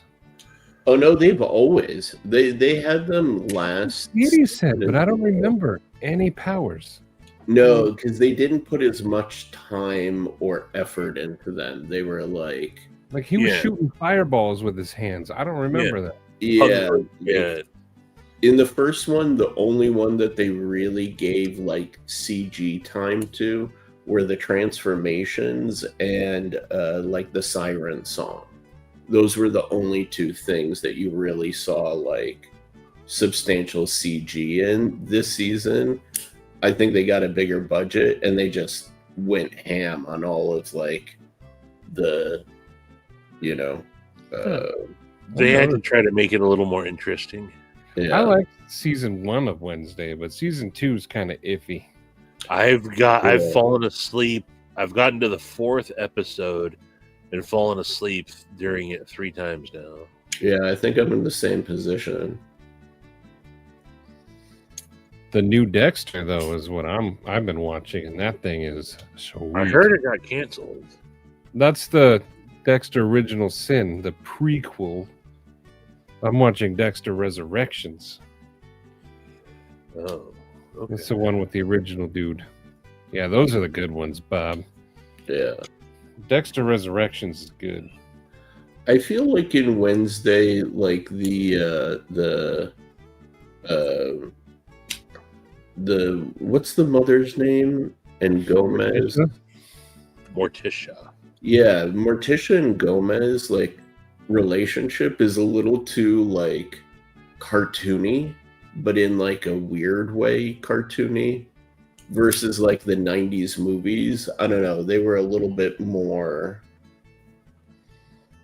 enjoyable, I guess you could say, in like the 90s. The relationship dynamic, like everybody used to say, oh, like the goth kids, they were like, you know, oh, I'm just Gomez looking for my Morticia, because that like dynamic was like such a unique thing, right? And like now it's a little bit more sappy, I guess you could say. I don't know, it doesn't appeal as much. Movies were good. Yeah. But I do like that the new show Wednesday, Morticia and Gomez are like more accurate, because Gomez was always a short, pudgy, ugly dude. But the dude who played him in the movies was handsome. Yeah. Raul yeah. Julia. Yeah. He was played by Sean Astin's dad in the TV show. Oh. Wait, did I know that? Oh, I don't know that. Raul was best though in the Street Fighter movie. Oh no, he was the best in Street Fighter?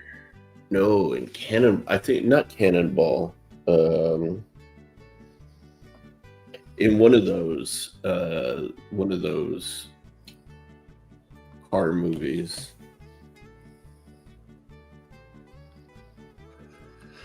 I don't know.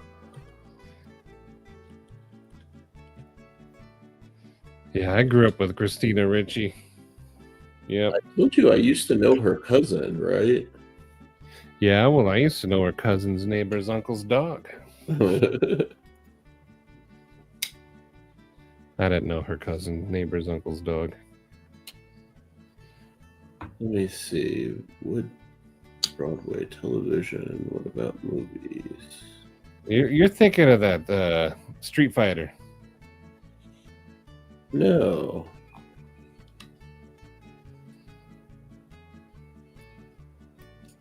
The cool part about the Street Fighter movie and him is, though, he was battling cancer. And it was super painful, but he made that movie for his kids. Oh, nice. Yeah. That's the last thing he did. Street Fighter, the movie, the game on Sega CD? It was the Gumball Rally. That's the one I was thinking of. Gumball Rally. Yeah. I agree with most of that statement, other than you can just remove was. I still think Christina Ricci is in, what was that show? Oh yeah, she's still Yellow hot. Jackets when she came back. Like we're the same age. Like I think I'm the exact same age as Christina Ricci. So I was always like growing up. She was one of the first girl actresses I had a crush on. Christina Ricci can get it till the day I die, for sure. I just want to have a conversation with her. I think she'd be fun to talk to. She ain't no Monica Bellucci, though. Kyle, you know what I think Sean Astin's best movie is? Is Whitewater Summer with Kevin Bacon. You had me at bacon. Matthew.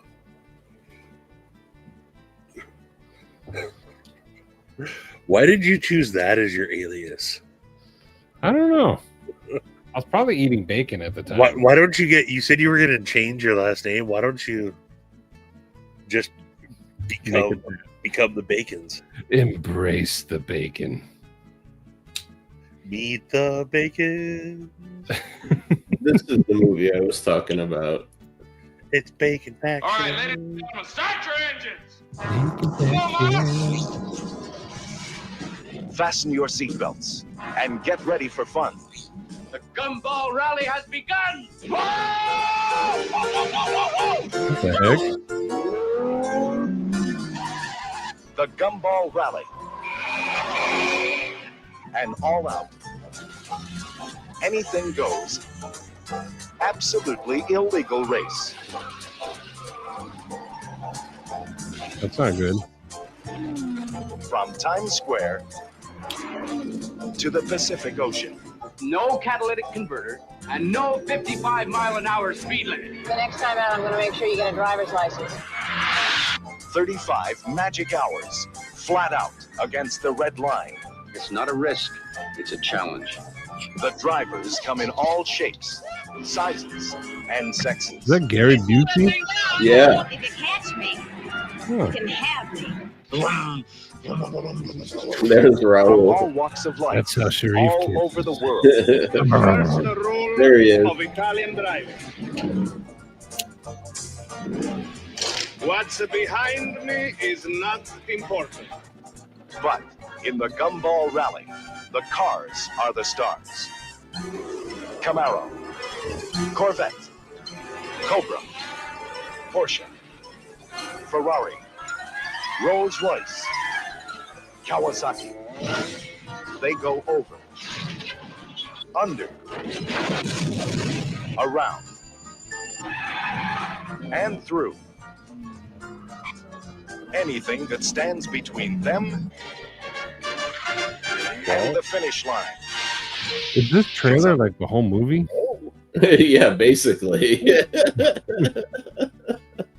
I was just about to say I miss old 80s, 70s trailers when they were like 8 minutes long. Right? And then and then Hey, Brian, Brian. I'll give you the train whistle.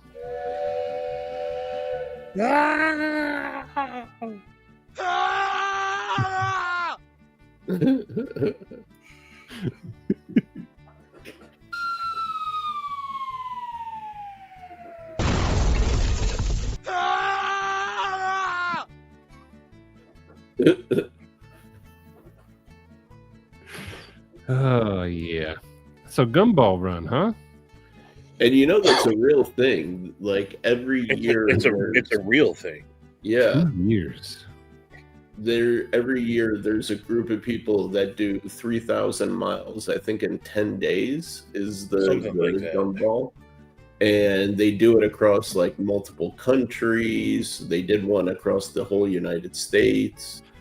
I was actually going to enter one year with a friend of mine, and then we couldn't get the funding at the last minute. Like we missed the mark by like 10K or something like that. So that's the race that I hear about that goes cross country. It's called the Gumball something.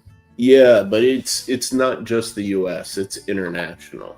Yeah, I saw one where a guy he did it in a Pontiac Firebird. Oh yeah. I was watching that.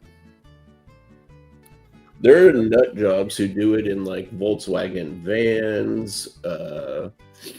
If you know what like a Lotus Saving that one, Todd. Super 7 is, then some vehicles like that. Yeah. I want to read it. Mattiscod peacelessness. He who wonders when will my dreams be realized and a magical codpiece will be granted to me, so all the hot dog vendors in the land will be jealous of the magnificence of it. The second. I put that in the list, Todd. You're so eloquent. I think the Jackass guys may have done the Gumball one year, Cheeto. Yeah, the Jackass and CKY guys did it. No. I don't do shout outs. But Brian, I hope you're doing awesome. BDC. Oh, the next Gumball is coming up September 20th to the 27th. and I guess it's Istanbul to Ibiza. I did like Smokey and the Bandit. So if it's planned, it's not illegal then? So There's rules, and So the guideline is it's a rally, it's not a race, and what that means is like within rallies you're supposed to complete each stage within a certain time, right. but that time is allotted for driving at the speed limit, for example, right? But a lot of these guys have got sports cars, supercars, they're gonna go fast, and if they get in trouble with the local law, that's part of the race. Yeah, that's part of the stories, so it's a spectacle for sure. There are awards, yes, but they're not given for like the person who gets there first. They'll be like who has the most heart, who embodies like the principles of the gumball the most, who had the most style, that was the flashiest, whatever, like, so it's not like treated like a proper like motorsports event, there's no like first, second, and third. Oh, nice, Palmer.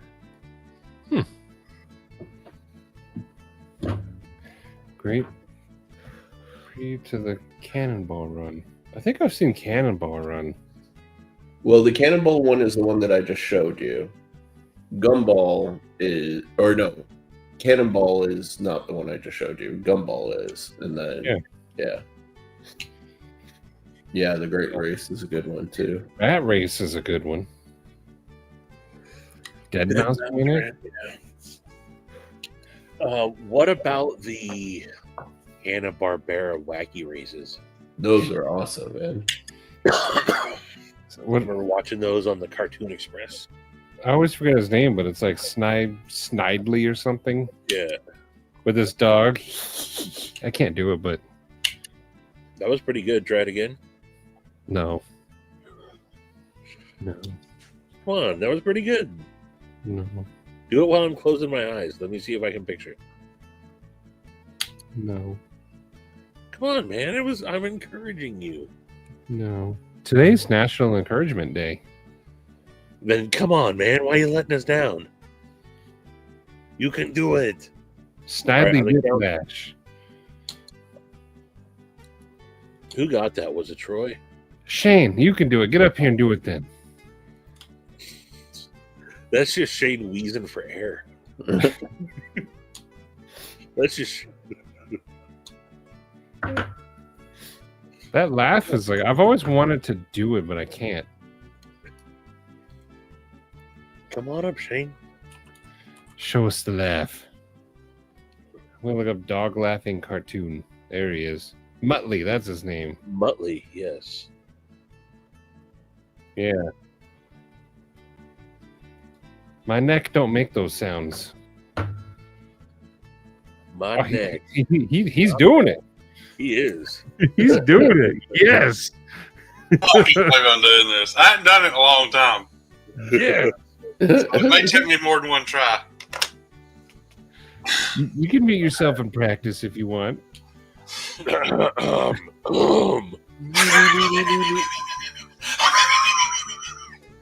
That's pretty good. You were right. I love you've been waiting your whole life for someone to be like, man, I wish someone could do fucking dog laugh. Like, bro. He wasted no time to, and the time I said you should come up and do it, like he was already here. I was already planning on coming on before you invited me. Yes, I finally get to do. Finally get to do the laugh. I've been waiting for this moment my whole life. It's the one impression I can do. Oh, all it is it sounds like somebody trying to crank an old Dodge without a choke. oh, All Shane the pulls practice out paid his- off. He pulls out his bucket list and checks that one off. I don't even know how close it was. I'm gonna have to go back and watch this later. Yeah, that was pretty good.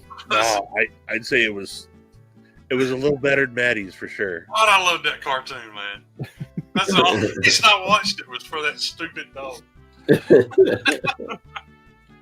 Oh man, that made my cheekbones hurt. Uh, Oh, I love it. I love that you had the discretion enough though to go slightly off camera. yeah, yeah. You don't want that. The you sound, don't want that. the sound of me doing that, it was one thing, but the sound of me doing it and the visual of me without my front teeth at the same time was more than I could bear to be on the internet together. Oh boy, I'm getting close to getting my teeth back. I just Wait. like a little more money.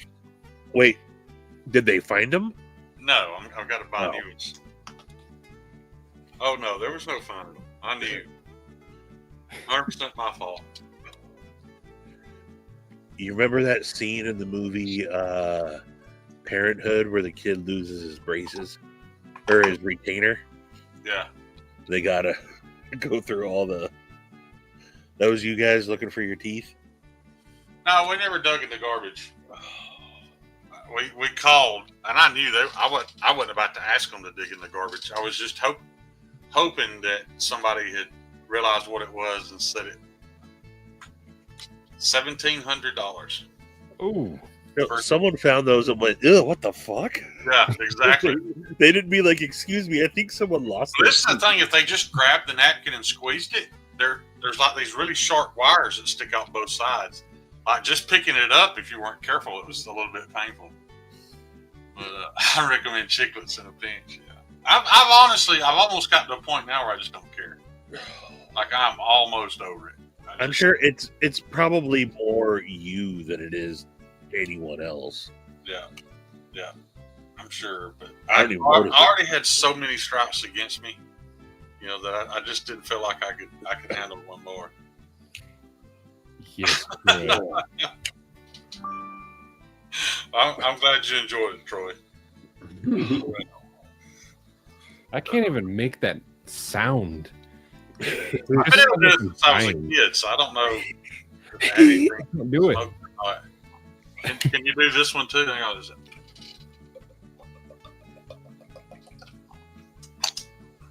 Chugging water? Chugging soup? Yeah, like chugging a soda. I cannot do that. Matter of fact, when I was a kid, I got like addicted. I couldn't stop doing it. Like I did it all the time. My mom would get mad. She'd get tired of hearing it, get on to me. But it did lead to having a pretty good talent later in life. All those tongue exercises eventually paid off. How do you do the drinking one? You're just slapping your tongue against the bottom of against the bottom of your mouth. I can't do noises. What? Noises ain't my gig. That's the only two I got. Yeah. What else can you do with that face hole? Ooh, Shane, what that mouth do?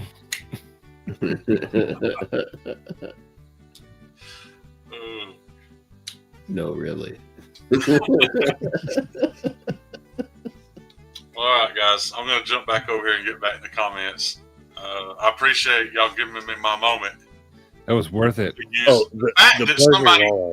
The fact that somebody, even in my lifetime, brought up that fucking dog. I don't know. Nobody. I've actually asked people, like, if you're younger than 50, you don't know about that dog. Oh, those cartoons were old when I watched them. Yeah, Mm-hmm. they're from the 60s, man. Right. Yeah. They were old years when I was.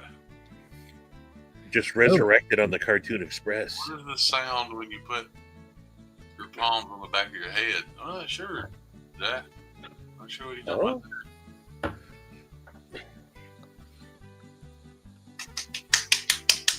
Anyway, all right. I'll Careful, you might break a finger. Yeah, I'll be in the comments. Thanks, guys. Oh, thank you, Shane. Yeah. Did you know? Comments. Thanks, guys. Thank you. Did you know that Shane's neck roll actually broke a woman's finger one time? No. What? You've never heard that, Shane? That's why I said careful. You might break a finger. I never heard that story. That's a true story. Shane, come back.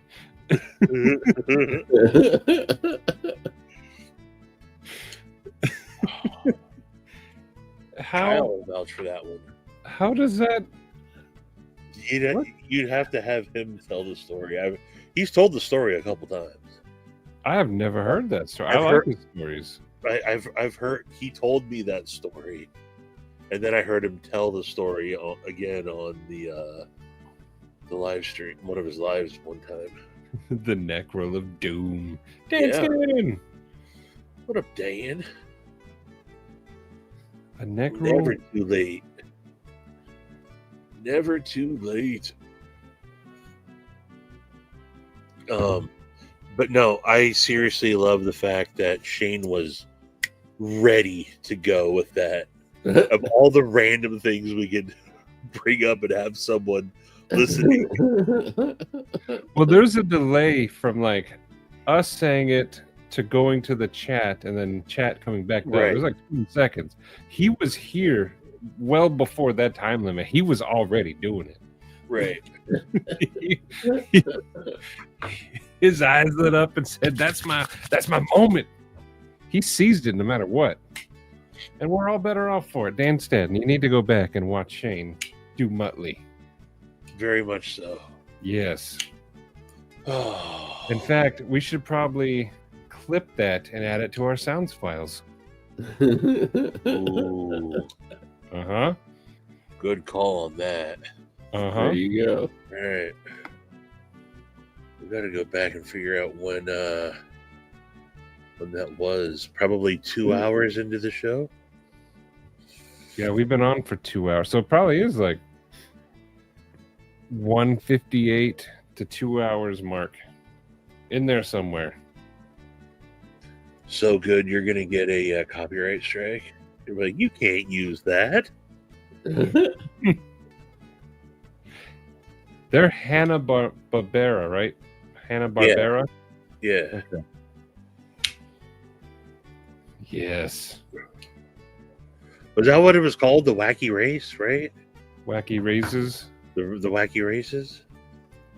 Or Wacky Racers? Racers?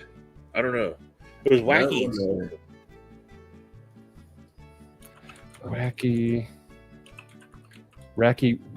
I can't talk anymore. Wacky Races. The Wacky Races. Wacky Races. I know. Anytime there's a W next to an R, I'm screwed. What? Is it? And isn't that what I said the first time? Yeah, you did. Wacky Races. There's full episodes on YouTube. Oh, I'm sure. Those were classics, man. Here, I'll put this link in the chat if you guys want to go watch them. Waces. Her finger's still crooked. She's a manager at O'Reilly's. West Cadman.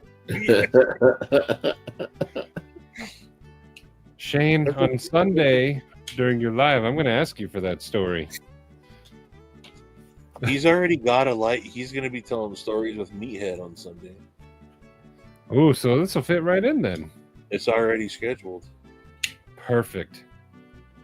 I was lurking in Shane's live earlier today. I didn't say anything, but I think he was working on a fret. Yeah, he was shaping up some frets. Yeah. I was telling Shane today, I'm going to be up in Anchorage the last week of October, the 28th through the 30th. And that's where Northern Knives is. And I would love to see, he said he's going to start on their thugs here soon. And so I just think it would be cool to walk in there and see Shane's knives on the counter. I just don't know if the timing will be right. I hope so. Me too. You're going this year, right? Yeah. In just a little over a month, October 28th through. We're flying up there on a Monday and coming home on a Thursday, which is the 30th. Are they already made? He's got them all ground. Okay. They're heat treated and ground. That'd be cool to see, though. Yeah. Shane's knife in a store, just sitting there all purty on the shelf, or in a glass case. Yeah, they're in glass cases. Everything. Yeah. Your glass cases are behind. So I know that they have a section of the store that's all like handmade stuff. And it'd be cool. Awesome. Oh, sweet, Shane. Sweet. I've filmed something. 2 of the times I've gone up there, I filmed something there. They're cool guys, and it's a cool little shop in downtown Anchorage. Heck yeah. Oh. Shane said at some point he'd do some Orion fixed blades. So I'm pretty excited about that. He absolutely would, man. Down the line. Yeah. That's going to be cool. And then the Forrest Fixie, of course. Shane's doing some cool stuff. I'm proud of you, Shane. Proud of you. Heck yeah. And now I know you can do that laugh, so it's like it doubles the pride. He had it in him the whole time. It was there all along.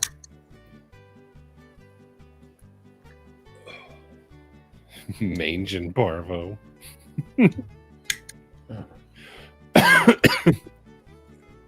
Her pointer finger. The best thing to eat in Anchorage, Kyle, is the reindeer sausage sandwich and French onion soup at F Street Station. Now, depending on when you go, you might get mugged going down to that part of town. That's where I literally they're fixing to mug me. Like, yo, man, give us $20, and I was like, hey, sorry, man, I don't have any cash. Like, there's an ATM right across the street. And I was like, they were very aggressive. Yeah, no dice. I literally I was like, all right, I'm gonna duck back into this random bar just to. They're like, oh yeah, those guys will mug you. You got to be careful. But the reindeer sausage that you get at F Street Station is freaking good. What is Alaska's signature dish? I don't know. Something with reindeer in it? Their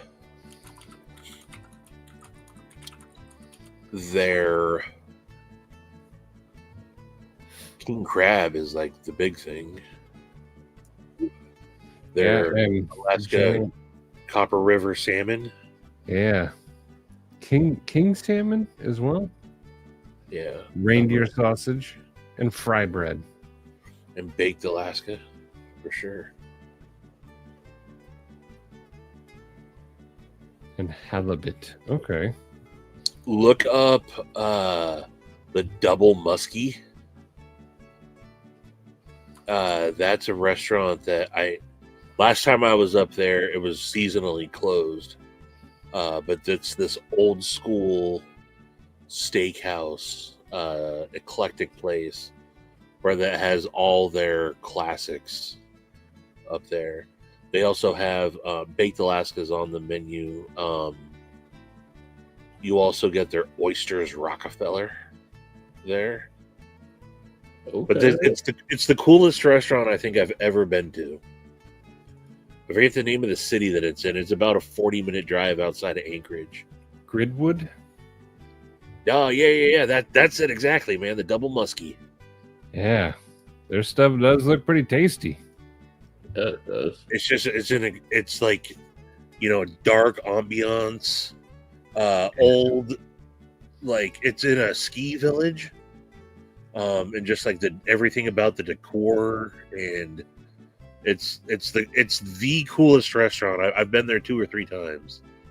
Yeah, they're stuffed. That crab stuffed. I've had that dish. Dang. I'd be about that. But it's my all-time favorite restaurant. I'd be about that. So out of all the restaurants you've ever been to, this is your favorite? Yeah. That's speaking a lot, because you like that bologna sandwich at the other place a lot. Well, that might be like my favorite dish, but my favorite restaurant to go to is the Double Muskie. It's a fun drive up into the mountain. Like I've been there when like it's thick snow out. That picture, that's cool. But yeah, it's off the beaten path place. It's super popular. You do have to make a reservation to go there, but it only seats like so many people. Like it's not a big place. I want that. Nice. But it's such an amazing. It's a fun place. Yeah, the Double Muskie. So you're going here when you go there? I always try to when I'm up there. Sometimes it just doesn't work out, and then they are seasonally closed, so it depends on when you go up there. Fop Doodle. What up, Fop? Oh, YouTube, welcome. I'll give you the. Oh, we're on Stevie's, so I'll give you the. Why are we on mine? I don't know. I didn't switch it. I didn't do shit. Let's see. Where's me? I don't have the power to do anything. Just go back to. I'll give you this one.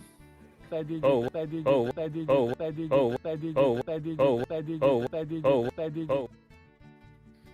that sick beat, Carl. Right before he got murdered. God.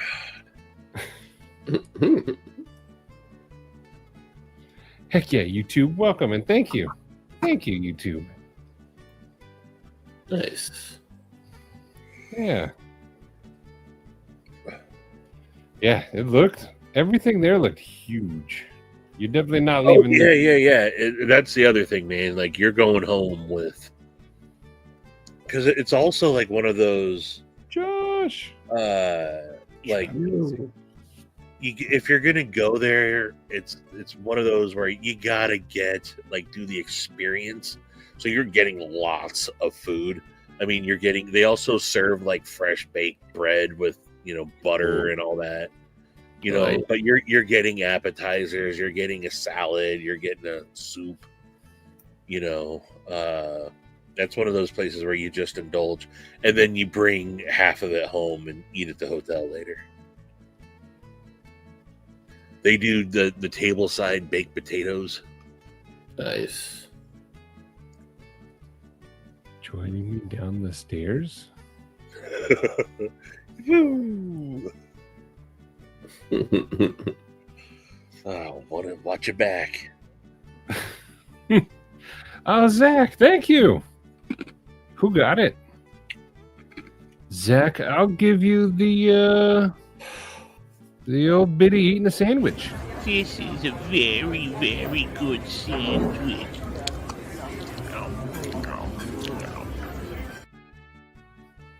Dan Stan got it. Dan Stan, that's your sandwich, buddy. Tableside steak bites are better.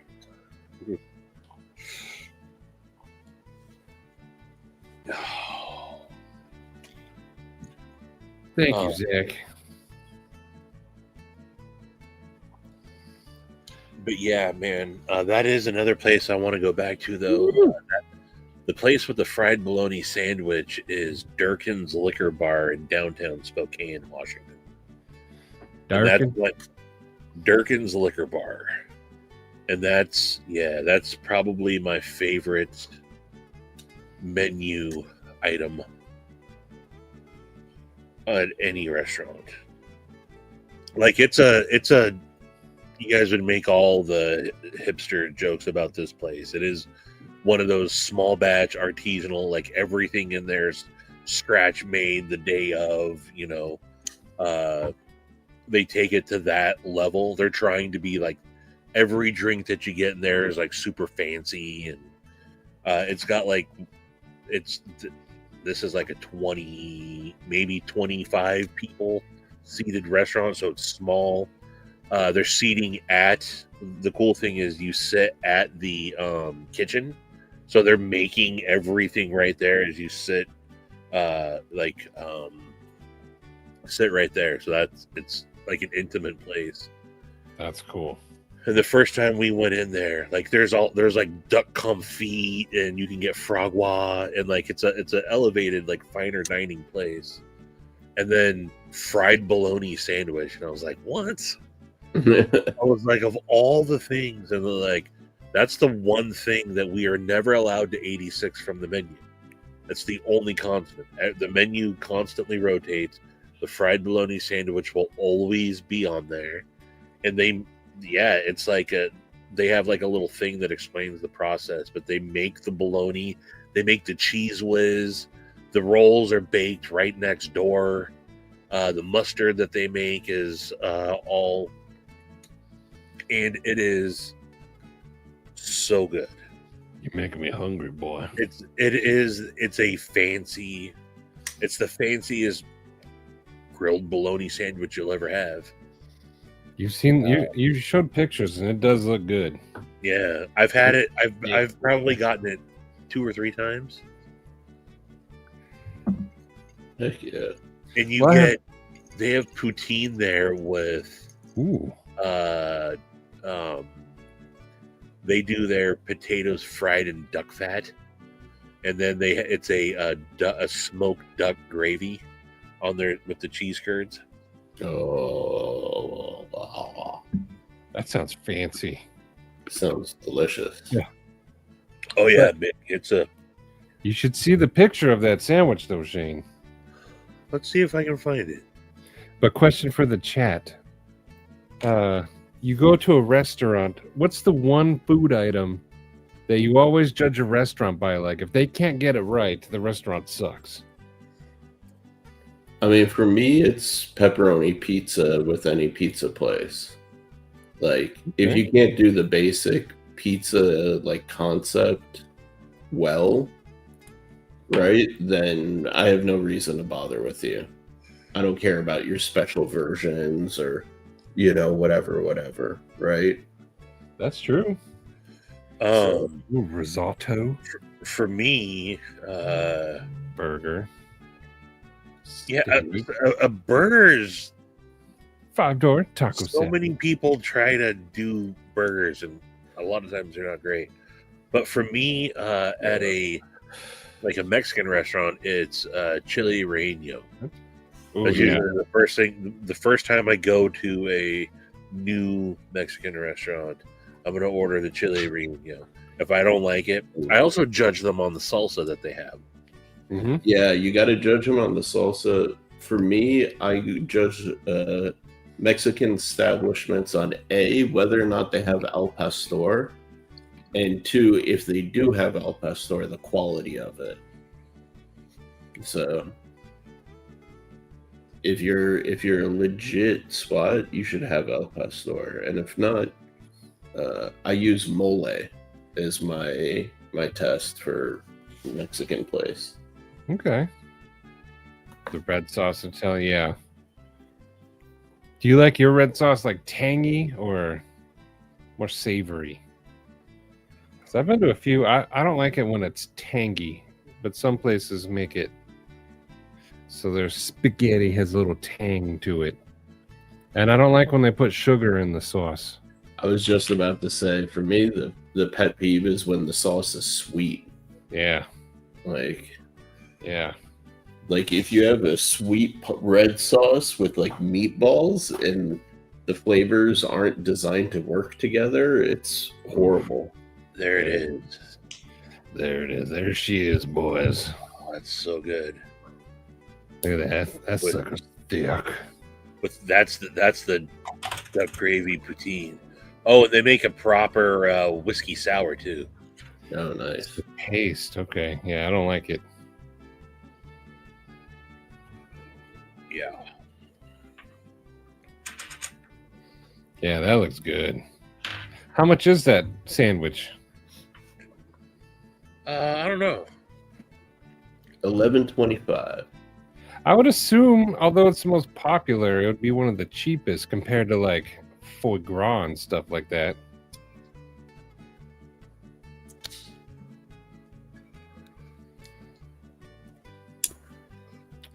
Those are good ones, Cheeto. I like to judge places by their burgers if they can't get that right. Like Red Robin's got the worst burgers ever. Oh, Red Robin stinks. Yeah. I only like them because you get never-ending French fries. I always get the never-ending fruit. I don't even care for the French fries that much, except for the garlic ones. Josh, yes. Yeah.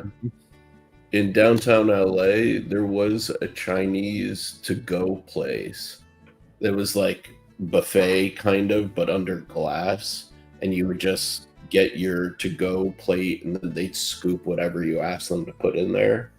And outside of the place, the air filter was so disgusting, like literal oil dripping out of their air filtration system, because it was just that greased up from all of their fucking high temp cooking and oils and shit. And I tell you what, man, they made the tastiest food and had an A rating on the door outside, so they were clean. But they were greasy and dirty as hell. I'll say that, man. Yeah, they put all their care in the food, not the cleanliness of the area. You're not eating there. Yeah, man. You usually get it to go. Smash Burger is pretty good. Oh, dude, Smash Burger is elite, man. Like one of the best chains in the nation right now. My problem with Smash Burgers is I never get full because they use such a small amount of meat and then smash it flat. Yeah, you gotta get a double burger. Thick. Yeah, you gotta get like a double burger, Maddie, and maybe even do like extra cheese. You know, do like a quad burger. Yeah. Yeah. Because Smash Burgers taste good because of the crust it makes, but it's only like 2 ounces of meat or something, or however much it is. Oh, freaking Zach. Oh. Yeah. I was literally just about to say after reading Shane's comment, gas was already high, but it was like $3.55 last week when I went and got gas. Today it was like $4.16 or something. Dude, I have to put premium in both of my cars. I've been putting in for over $5 a gallon for a while now. Culver's is a good burger. Culver's is solid. I've only had them when I've been back to Wisconsin. The mushroom Swiss is my favorite. Oh, damn, Zach. Jeez. I don't even know when I get gas, I don't look at the price. I just get gas. But it's not because I'm thinking about it. It's because I need gas. California has got the stupidest gas prices of the entire nation. Mine's $3.86 where I go. $3.86. Oh my god. You understand? Like, I haven't filled up gas for under $4.50 in years. Like, literal, like 10 plus years. Yeah, we're always knocking on that door. I hope you don't get to that point, honestly, because like it really it affects your weekly budget. It affects your It affects decision everything. making, like of where you're going to travel to, right? Like, dude, think about it like this: for one tank of gas, which will roughly cost me what, like $75. I can get from here to LA, but I can fly to LA for like $100, Right. you know? So, and then when I go to LA, I'm going to pay more in gas. So that kind of offsets, getting a rental car, for example. Alone. So it's kind of crazy. Double spicy jalapeno smash. That sounds good. There you go. But and then I also like to French onion soup, like I said, is also a must for me. One of mine is biscuits and gravy when I do breakfast stuff. Because sometimes you get crappy, watery gravy. Oh, that's a sin. Yep. It's got to be thick gravy. Like you can turn your plate upside down almost and it sticks. Yeah. Thick gravy. His weed man just runs his card after the transaction. Man, I went in last week and they're like, hey, are you ever going to cash in your points? And I'm like, what's that? They're like, how we ask you your phone number every time? I'm like, oh, I thought that was like for you guys to like keep tabs on me. They're like, you have like $60 worth of credits. I was like, what? They're like, yeah, your account goes back pretty far. And I was like, oh, okay. I was like, yeah, let me use some of those.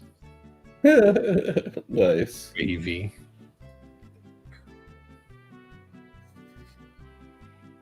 Yeah, I judge on biscuits and gravy. I do judge on hash cake. If it's a breakfast place and they got crappy. Also, I hate it when they're like, "Oh, we have what do they call them? Breakfast potatoes." I'm like, "Nah, I just want some hash browns." They're like, "No, we got like the O'Brien." I'm like, "What kind of bullshit is that, man?" Yeah. They're like, this is breakfast. I don't want those. I want real hash browns. It might be pasty. I like gravy for biscuits when it's got like a lot of sausage in it and a lot of pepper. Oh yeah, you can't have no tasteless gravy.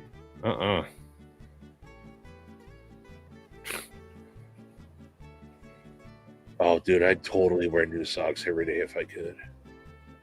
Oh yeah, that's a good one.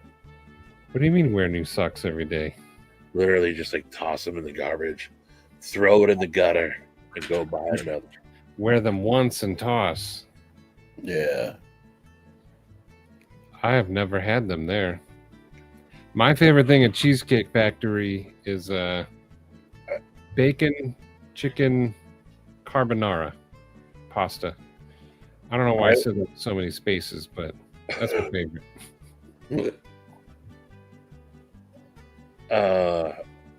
I went there one time with a big group of people, and they handed me like their menu was like a freaking like a 3-ring binder. Yep. And I'm like, there's way too many options on here for any of this to be like semi like homemade. And I get it, it's a chain restaurant, that's not what you go there for. I'm like, none of this. I think I ordered, I don't even remember what I ordered. I like everything there. They have a cheeseburger with mac and cheese on it. They have deep fried mac and cheese. I never order macaroni and cheese. I rarely order pasta. I get pasta a lot. I like pasta. Cheesecake Factory has good pasta, especially the chicken bacon carbonara. Is it a proper carbonara? I don't know what a proper carbonara is, but this one's pretty good. Does it have Maybe. one? You could have got bacon. Bacon is not carbonara. Guanciale is a carbonara. Well, what is a carbonara? A carbonara is literally guanciale, the pasta, and then it's an egg cream. This has an egg cream type deal on it, and this one says it's got fatty cured pork in it, which is bacon basically. Guanciale. I don't know who Charlie is, but I don't know. I like it. Jack Brown's Burgers, the Greg Brady Burger. All right. Oh, Guan, I want to go to that place in, I think it's in Connecticut. Palmer, are you still here? The place that claims that they invented the original hamburger that cooks it in like the vertical, like little stove oven thing. Have you guys seen that place? No. Pull up the video. I want to see this. Pull it up, Jamie. While he does that, I'll show off the Jack Brown. Yeah. The Greg Brady's house-made mac and cheese on there. They have an Elvis burger, peanut butter, bacon. I mean, I'd try it. I would try it. What else they got? The Ron Swanson. Look at that. What is that? Is it everything? Is it all the meat? 2 slices of bacon, bacon mayonnaise, Munster cheese, butter toasted flip-flop bun. What's a flip-flop bun? Just like that, a bun that's done the opposite direction. Oh, it's back. Okay. Look at that, though. That looks good. Ooh. The one in Connecticut that I'm talking about, it's just like literally, and they serve it on toasted bread, not a bun. Is this in Alabama? See, I'm not a fan of gimmicky burgers, though. I am if they're done right. This one has potato chips and mac and cheese on it. I don't want that on my burger. I do. Get in my belly. I'll stop sharing. Shane, that looks good. I can't remember what was. I don't know if Demonoc is still here. What's the hotel that I was staying at last time when I saw you in Vegas? Because they had a quick little burger spot by one of those like famous chefs, and they threw potato chips on it. First time I ever had it was actually surprisingly good. I usually am anti-gimmicks myself, but this is the place you were talking about, Stevie? Yeah, I'm trying to find. There's got to be video here. Yeah, this is it. Shane, that place looks good though. I like gimmicky burgers if they're done right. Like this Dr. Gonzo. Griddled mushrooms and onions and bacon. Swiss cheese. They claim to be the first place to have ever served a hamburger. A Dimbergill? Hamburger.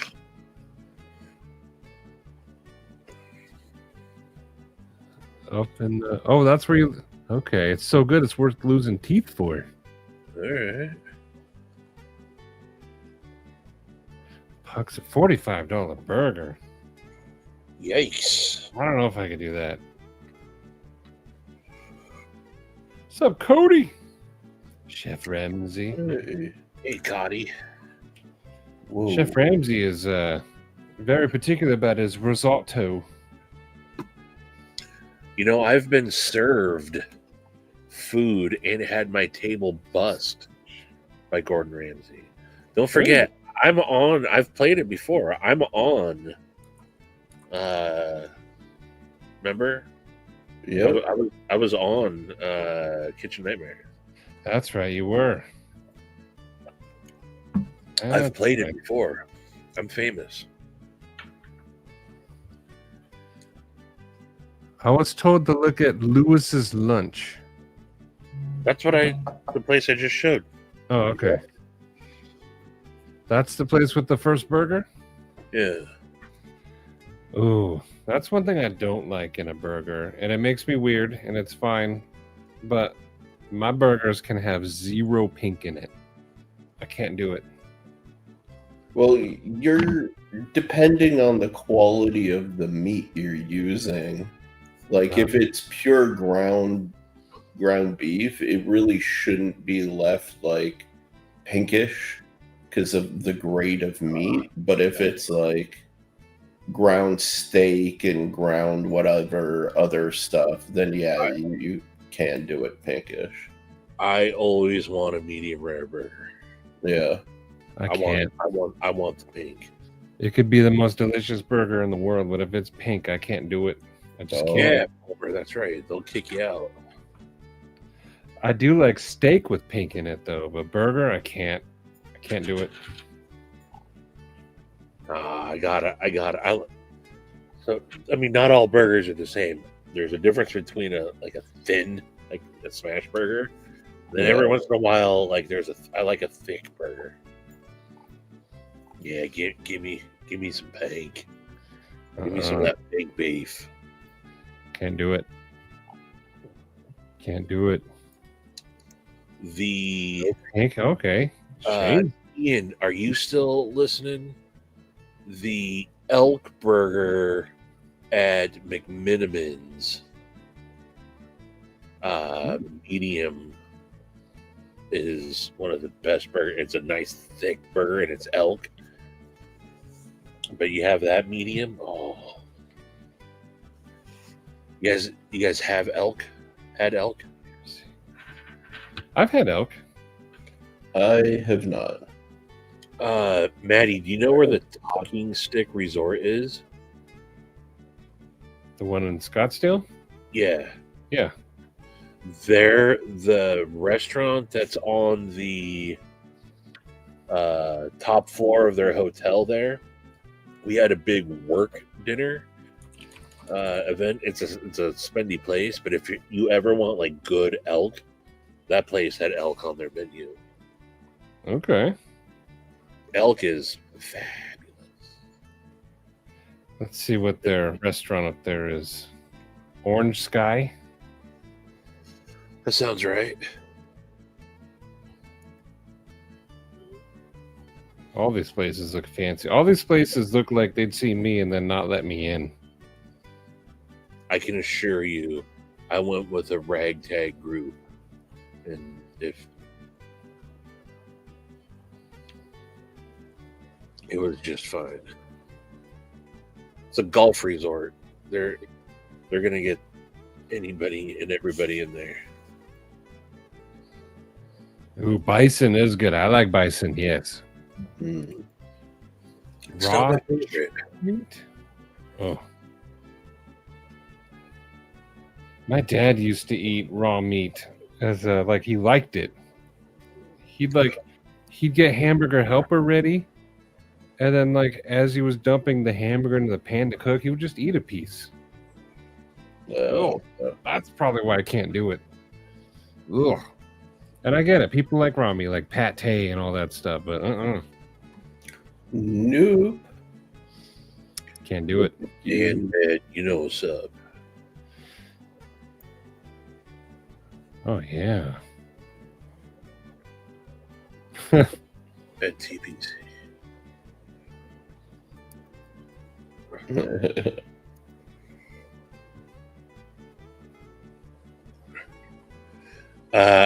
I couldn't get into a place in Las Vegas once.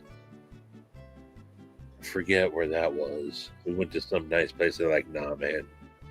What?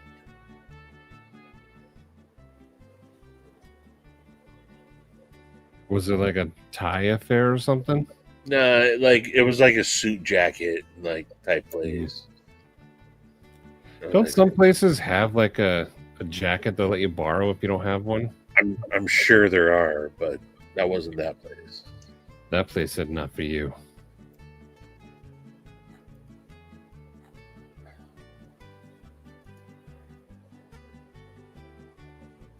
This Orange Sky place does look good.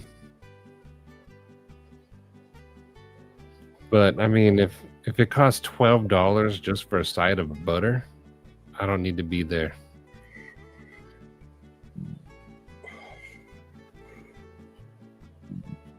Excuse me. You're excused. We've reached the food portion of this show. $83 for a ribeye. That better be a damn good. I go to a lot of steakhouses, and that's. I mean, for one, it's a. Are you still looking at talking stick? Is that why? Yeah, this is that orange. Yeah. Whatever. Yeah, I mean it's an upscale restaurant at a resort. They're gonna have inflated prices, but even still, They have a $240 steak, 42-ounce ribeye.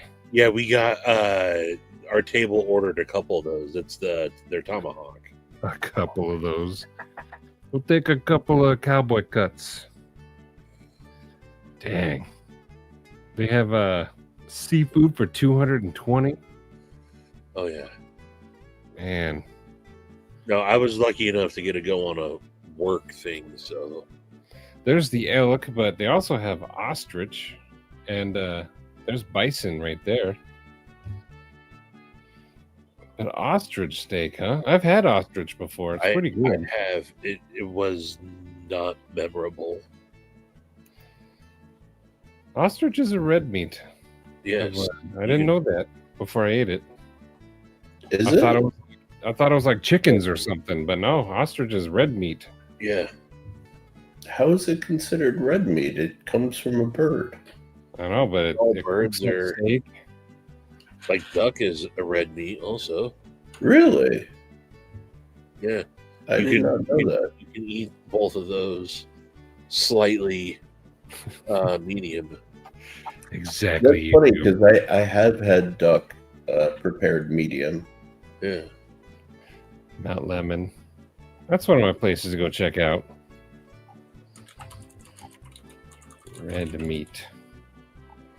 Ostrich red meat is a lean red meat from the ostrich bird, resembling beef in color and taste, with a lower fat content and higher protein. How do you know that, Ed?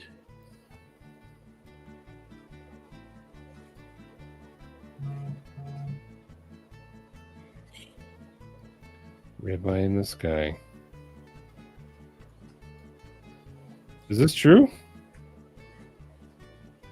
Shane said it. It has to be true. You're right. I don't know. Shane stood on a lot of hills, but I didn't know he stood on a fake bison hill. GMO bison. Shit, bison's just some bar ass beef, if you ask me. Shit ain't even real.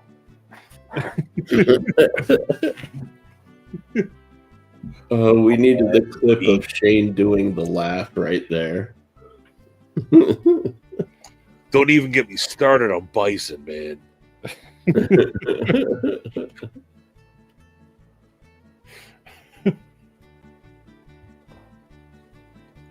I didn't know this was a thing. Bison is the gonorrhea of the animal world.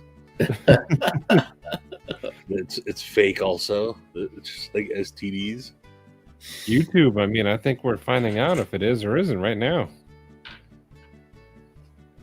Oh, interesting, Ed. Kyle is fake. Your country's fake.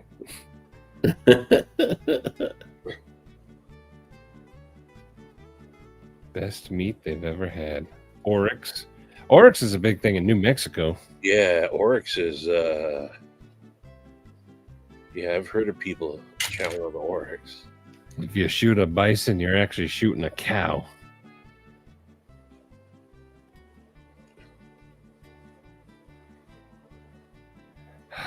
Now I have to Google. Are bison genetically modified? Okay, Google, what's up with these fake ass bar ass bison? Block or report fake accounts on most social media platforms. I know my phone started recording what you were saying. This says that. Okay, Google. Open Pornhub. Ooh, let's see if it does it. Unable to open phone app. Oh wow, mine's saying I'd have to unlock your phone first. Mine says invalid URL.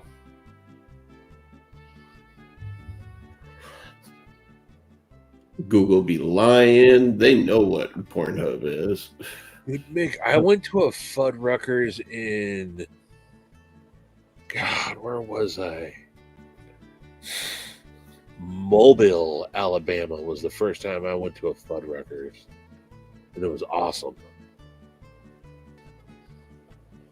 This says all bison in North America carry multiple small but clearly identifiable regions of DNA that originated from domestic cattle.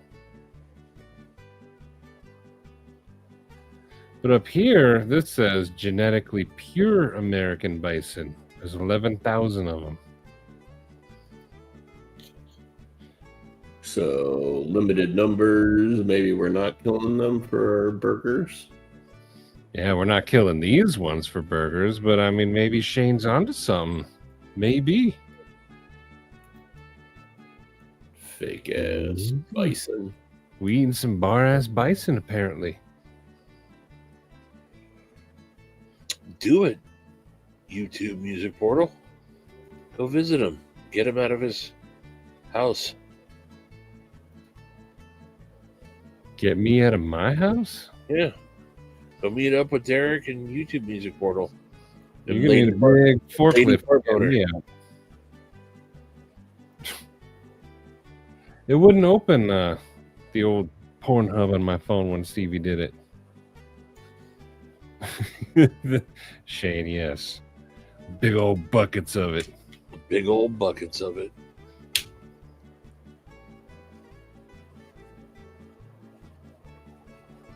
It didn't taste different. I'll tell you what.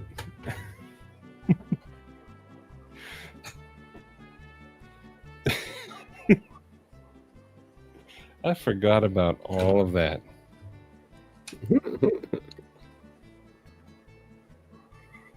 All right, I gotta pee again.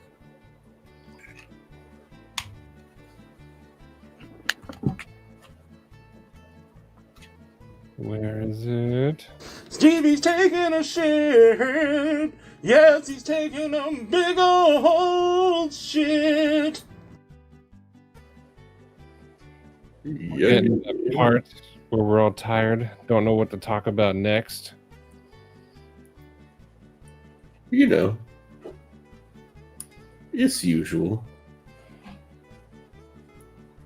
I am thirsty though. Let me send the boy for beverage. Yes. Boy. Excuse me, boy.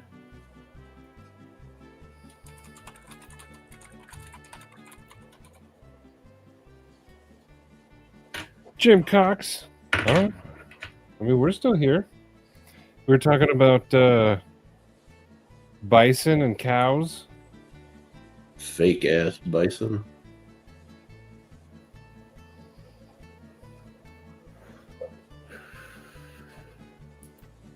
Is Patina here?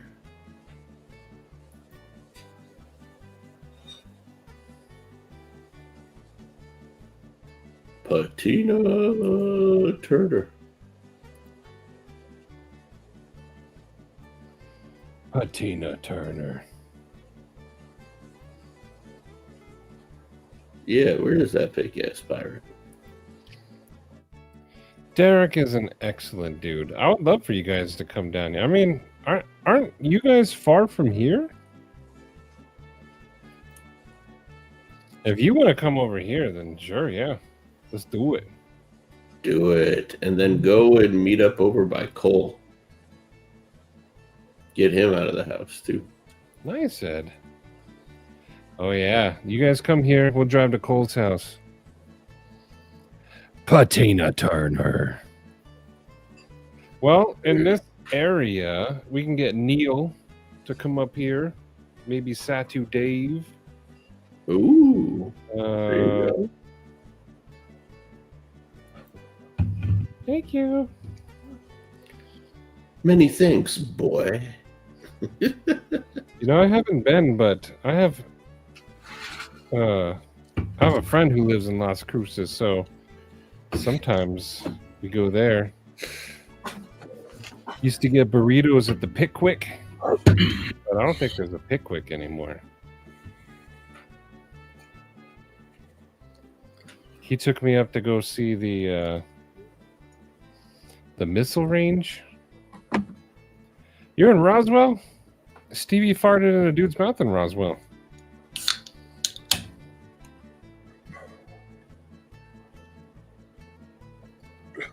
He does. Who else? Let's see. Eonin. Yes. Sugar free. I farted in a dude's mouth in Roswell just to watch him cry. Do-do-do-do-do. I like these green ones. How do you like the white ones, Maddie? Huh? How do you like the white monsters? You know, the white ones seem to be the most popular, but they're my least favorite. It's funny because I don't know why, but like I had them for the first time when I was in Atlanta, right? And they were awesome. I loved them instantly. And then I got them recently, you know, after all this time, like I hadn't drank them since Atlanta. And I was not impressed like I was back then, which is kind of weird. Ed, the original photo that Maddie has morphed, or the thumbnail that Maddie used tonight, it was originally taken in Roswell. That's the original picture. It's gone through years of transformation. Yeah. That photo's seen some stuff. I wonder if I'd be able to even find the original. I wonder if I saved it somewhere easily accessible. I doubt it, but I have the original one. maybe that's where it came from. Well, the original thumbnail is this.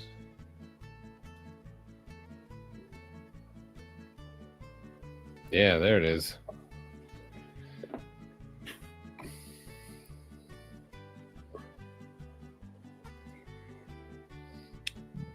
You know, Ed, Mattisfaction bought a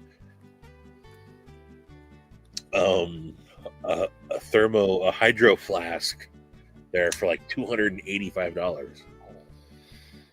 Best $438 I ever spent. I made an illegal U-turn. He waited till we were almost out of town. He's like, you know what? Flip a bitch. I want that hydro flask. I debated so many times. I walked to the store. Nah. Yes, I do. Nah. No, I don't need it. As we Like, no, drove seriously, past it, turn around. turn around. I was like, this is the stupidest thing ever. I love that thing, though.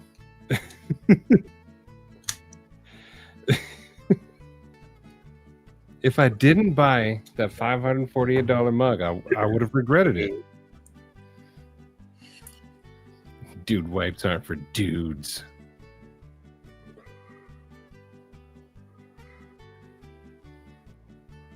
We liked Roswell, though. That was a pretty cool little town. Roswell was fun. We ate at a Mexican restaurant that was there. That was all right. We did, and they had good chile relleno. Mm-hmm. Which one do we go to? It looks authentic, too, when you walked in.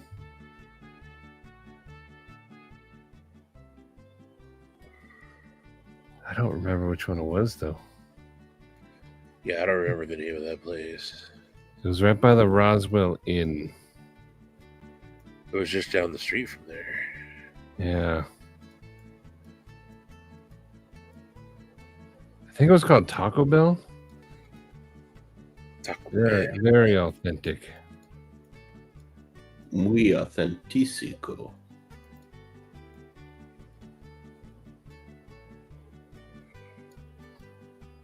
Where was it?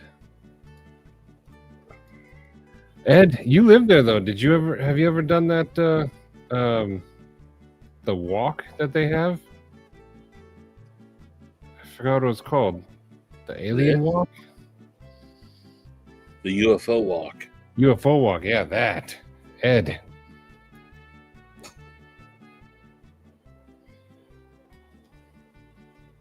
Oh yes, I love chicken parm, so yes. Yeah, Ed, have you done that? That was awesome. The whole trip. Ed, you know what else? You want to know what else happened in Roswell?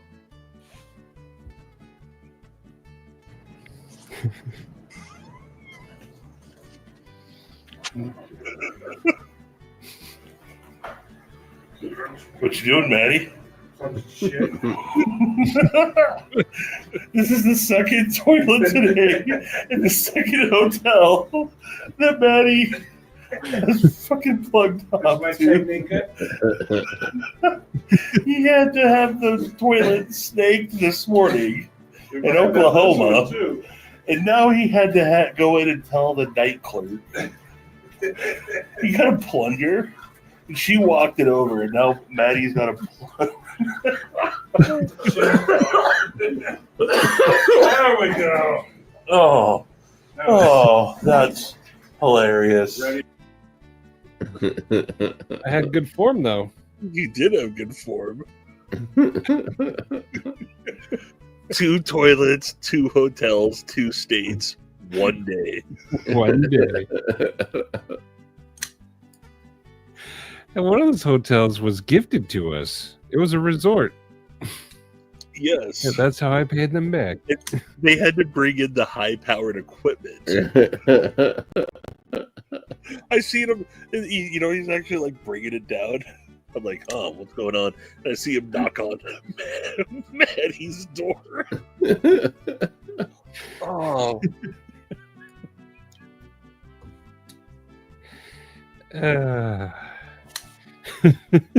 I couldn't help. I could not, Mick. I could not help capturing that on film. And what was funny, so we walked up to the night clerk, and you're like, yeah, I need someone to come unclog the toilet. And she's like, it's just me. And this tiny little petite young woman behind the bar, she's like, it's just me here, man. And Maddie's like, oh, a little bit. So like, she came to do it. Maddie's like, I'll take the plunger. I'll do it. She was so tiny and scared.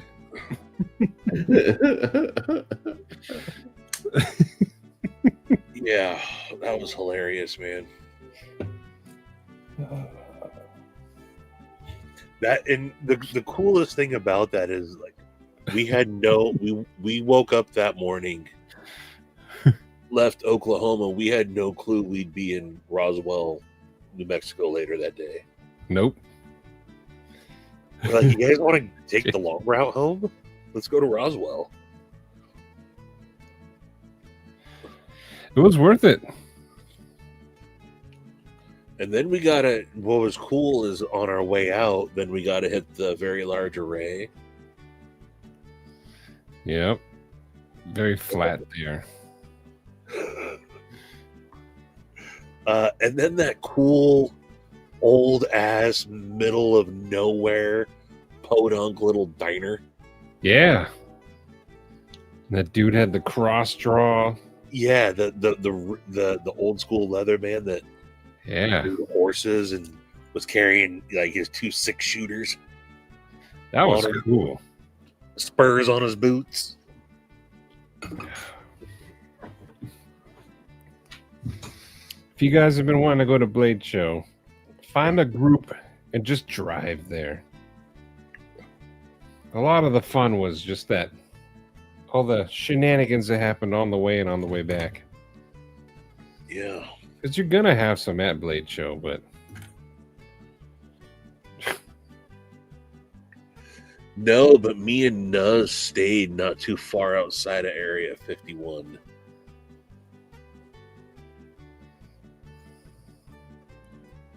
we ended up making a pit stop. Woke up that morning also didn't think that we'd be going to Las Vegas that night either. And I was like, we have to do some Fear and Loathing in Las Vegas, Nuz. Oh God, yeah, with Nuz? Are you kidding? Oh, We stayed at the Death Valley Inn. Ron Dobbins, you're up pretty late. I'm doing good. I think we started to talk about that road trip a little bit last night, and I said there's a picture that I have that set the tone of the trip, and this is one of my favorite photos of me and Nuz in the middle of the desert, right as everything. Me and Nuz had been on the road for maybe an hour and a half at that point and had already consumed copious amounts of nerd ropes. Oh, God. And I was like, I don't think I made a great idea with this. And he's like, brother, we're just getting started, man. He's like, we still got 10 more states to go. And I was like, oh, boy. All right, so question, which was worse, the nerd rope or the gremlin juice? Worse? No worse. Different. The nerd rope gave me full-blown anxiety panic attacks at a certain point. The gremlin juice just made me freaking disappear into the ether. I gotta find that live where Stevie did the nerd rope. Oh, because there was a moment where he just goes, definitely, and then that's when everyone started texting like, "Is Stevie all right?" Jason Brown was like, "What'd Stevie do?" He's like, "Bro, I think you went too deep," and I'm like, "I went way too deep." Mm-hmm. I also have, oh man, I have so much stupid shit I captured on. Here's a video that I think only one person has ever seen, but this was right before I met up with Nuz. I was still on my own. This was the reason why I lost my Asher. Dude. Can you see my eye? Shane. Dude. Can you see my eyes? Yeah, fueled on way too much of Dr. Gonzo's whatever his fucking gummies are, bro. But yeah, I'm blotto. Pulled over here somewhere in Nevada. I was geeked. And I had to record that for Shane. Oh yeah, you're geeking hard. He used the word blotto. I was blotto. Blotto is such a great word.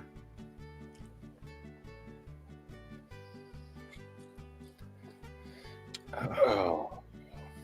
Yes, that was that was, I know, I always say this when we talk about it. We talk about that road trip a lot, but it was seriously freaking, it was so much fun.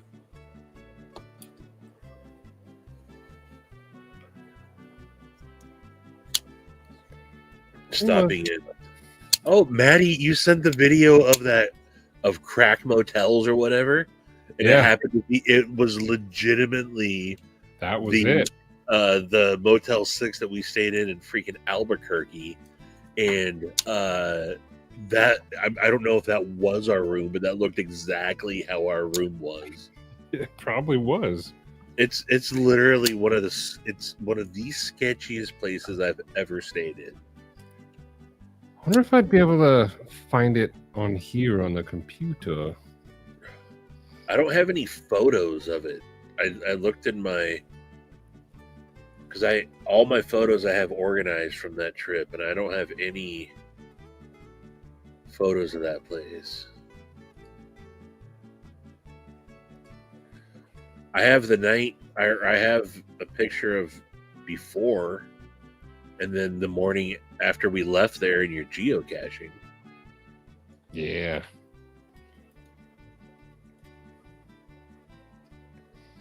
I'm going to see if I can find it so I can show it.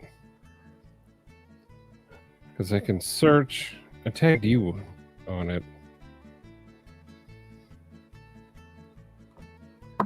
Oh man, my mouse died. Motel? No, not motel. It was a Motel 6. I was trying to think of the words I used when I tagged you on it. Said, or this is it? Did I say that? Nope. I said that's our room. I'll do room. That was our room. There it is. Okay.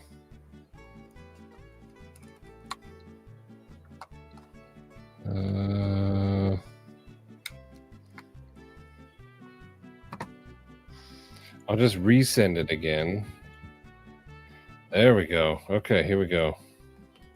So this just randomly popped up like last week or whenever it was. And it says Random Shitter Motels Part 46. And this is the exact one. That's it. Yeah. The one they gave us the master key to. I don't know who that dude is, but that's it. That's the one. Of all the videos that could have gotten suggested to me. Yeah. That's the one. Yeah, Sharif. So they give us, we have 2 rooms. One of the keys, or both keys, don't end up working. So we got to go back down. We're like, hey, the keys don't work. She's like, oh, sorry, here you go. Made us other ones. Didn't work. Come back, and she's like, you know what? Here's the master key. We're like, what? She's like, yeah, here's the master key. She's like, just don't go into other people's rooms. We're like, what? It's like, is that just what? So does that mean that other people are gonna get right? And they can just come into our room?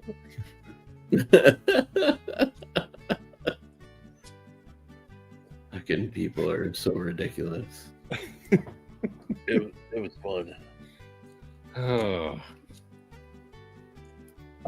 We got a late start on that day. We did get a late start. We got a really late start. It was Cue Ball's fault. It usually is. And he was driving slow. We'd all be getting ready, and Cue Ball just be lounging like a housewife. He'd have his fuzzy robe on, his slippers. I'll be right out, guys. I gotta get ready. Got a late start. Oh, Cue Ball. You know, he could rip us in half, but he also enjoyed the comforts of life. He definitely did. Uh-huh. That robe he had did look comfy.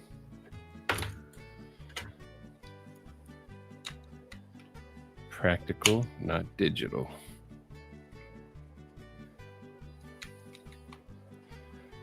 Well, it's been 3 hours. Oh, sorry, what? I was just going to say, scrolling through, I found this picture, and it puts things into perspective. Look, I know they're standing a little far apart, but look at Maddie versus how much taller Maddie is than Tri-State. Oh, yeah. Him small. Yeah, he's a tiny man, but I mean, like, I don't know. Even Brother John next to me there was pretty short. Yeah. Yeah.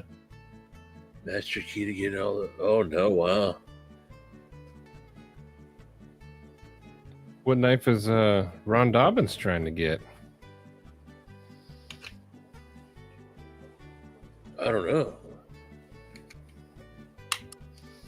I probably won't get a new knife until the Forrest Fixie. Oh yeah, I'm not getting anything until I get my Emerson and I have my Just transparent light doodle come in. Okay. This was my most recent one. Well, technically, it'd be Gary's little guy. It's funny. Once I got my Chris Reeves, I slowed down to like a crawl. I mean, technically, I got this one recently, but I consider this to be more of a business purchase. The Millet Torrent. Because this is for just researching millet knives and are they suitable as like an American OEM, you know? But shit, the last knife. Oh, you know, technically, the last knife I did get for myself was this guy. Oh, okay. Yeah. But yeah, nothing else though. He was hanging around the Nigerian chat for a little while. Okay, we have Gabe Ona. He said, "Where are you? This Nigeria, bro." Gabe. You know what's crazy? Is that it was just maybe Cody earlier this week, actually, that I saw Gabe around, and he actually it was pretty crazy, the fact that I don't know. on Grady's gear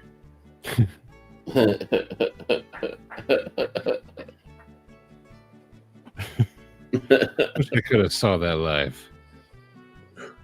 Good job, gay boners. it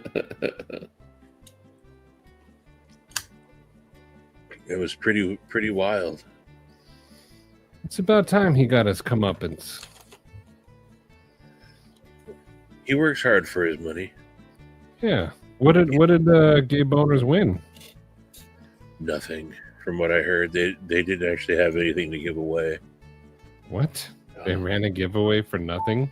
It's that throwback heat, yeah. That 80s baby shit, yeah. Mama didn't raise no sticks, daddy didn't raise no bitch. Nobody gave me shit, yeah. Game owners, what it do? Damn it. That 80s baby shit, that fuck you pay. They ain't raised no bitch. They ain't gave me shit. Hey, gay boners, what it do? Ever since you said that, that just makes it like even more amazing. Right? I should give the dude a legit shout out, though. Do it, Palmer. Yeah. You gonna pay for a shout out one day? I should. You've pay gotten it forward. 3 off of him now, or 2? 2. 2? I'll pay. I guess I can pay for the 3rd. Become his biggest fan.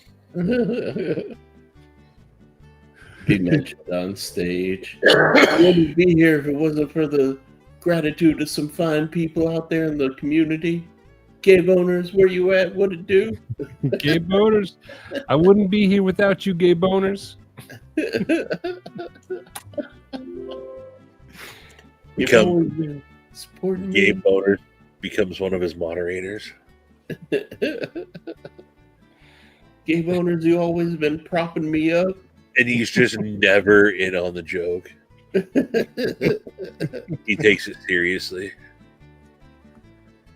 Gay boners is my ride or die. I got gay boners to my left and my right.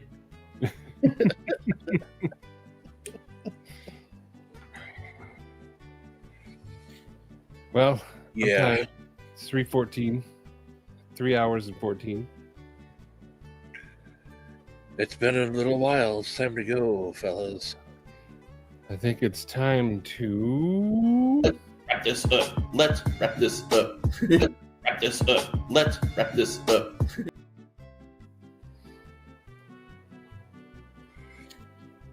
Alrighty, folks.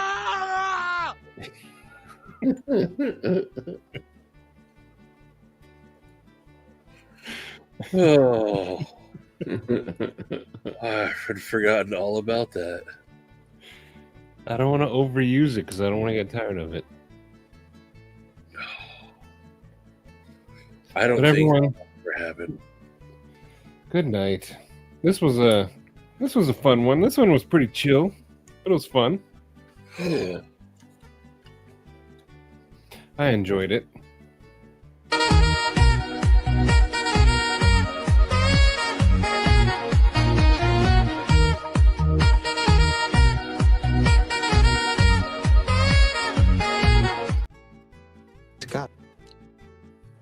It's got a bush? What the hell?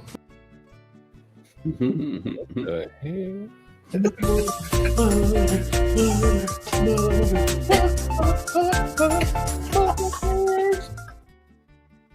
We're just gonna start playing all the clips now that it's time to go.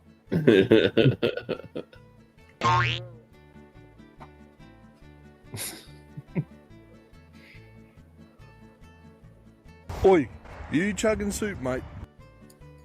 Cody, thank you. He sent you Canadian money. He did. I got some toonies now. I'll give you the Captain Clip Point.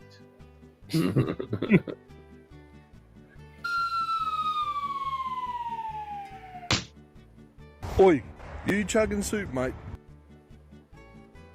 Oi. Thank you, I'm Cody. surrounded by assholes. One toonie. I'll take it. Canada had coins for a while that glowed in the dark, and they were dinosaurs. And then when it glowed, it turned into dinosaur skeletons. Whoa. Yeah. I love me a toonie. If you guys got any spare toonies, send them to me in the mail. I have a bag of Canadian money in my sock drawer. Yeah, man. That's for when he wants to beat up Canadians. Huh? Got you a bag of loonies and toonies. Everyone, good night, though. And Righty night. is it tomorrow that was Donnie and Yes. Paul? Tomorrow. Tomorrow is actually tomorrow. Okay. I just put muffins in the oven. Are you wearing a little frilly apron?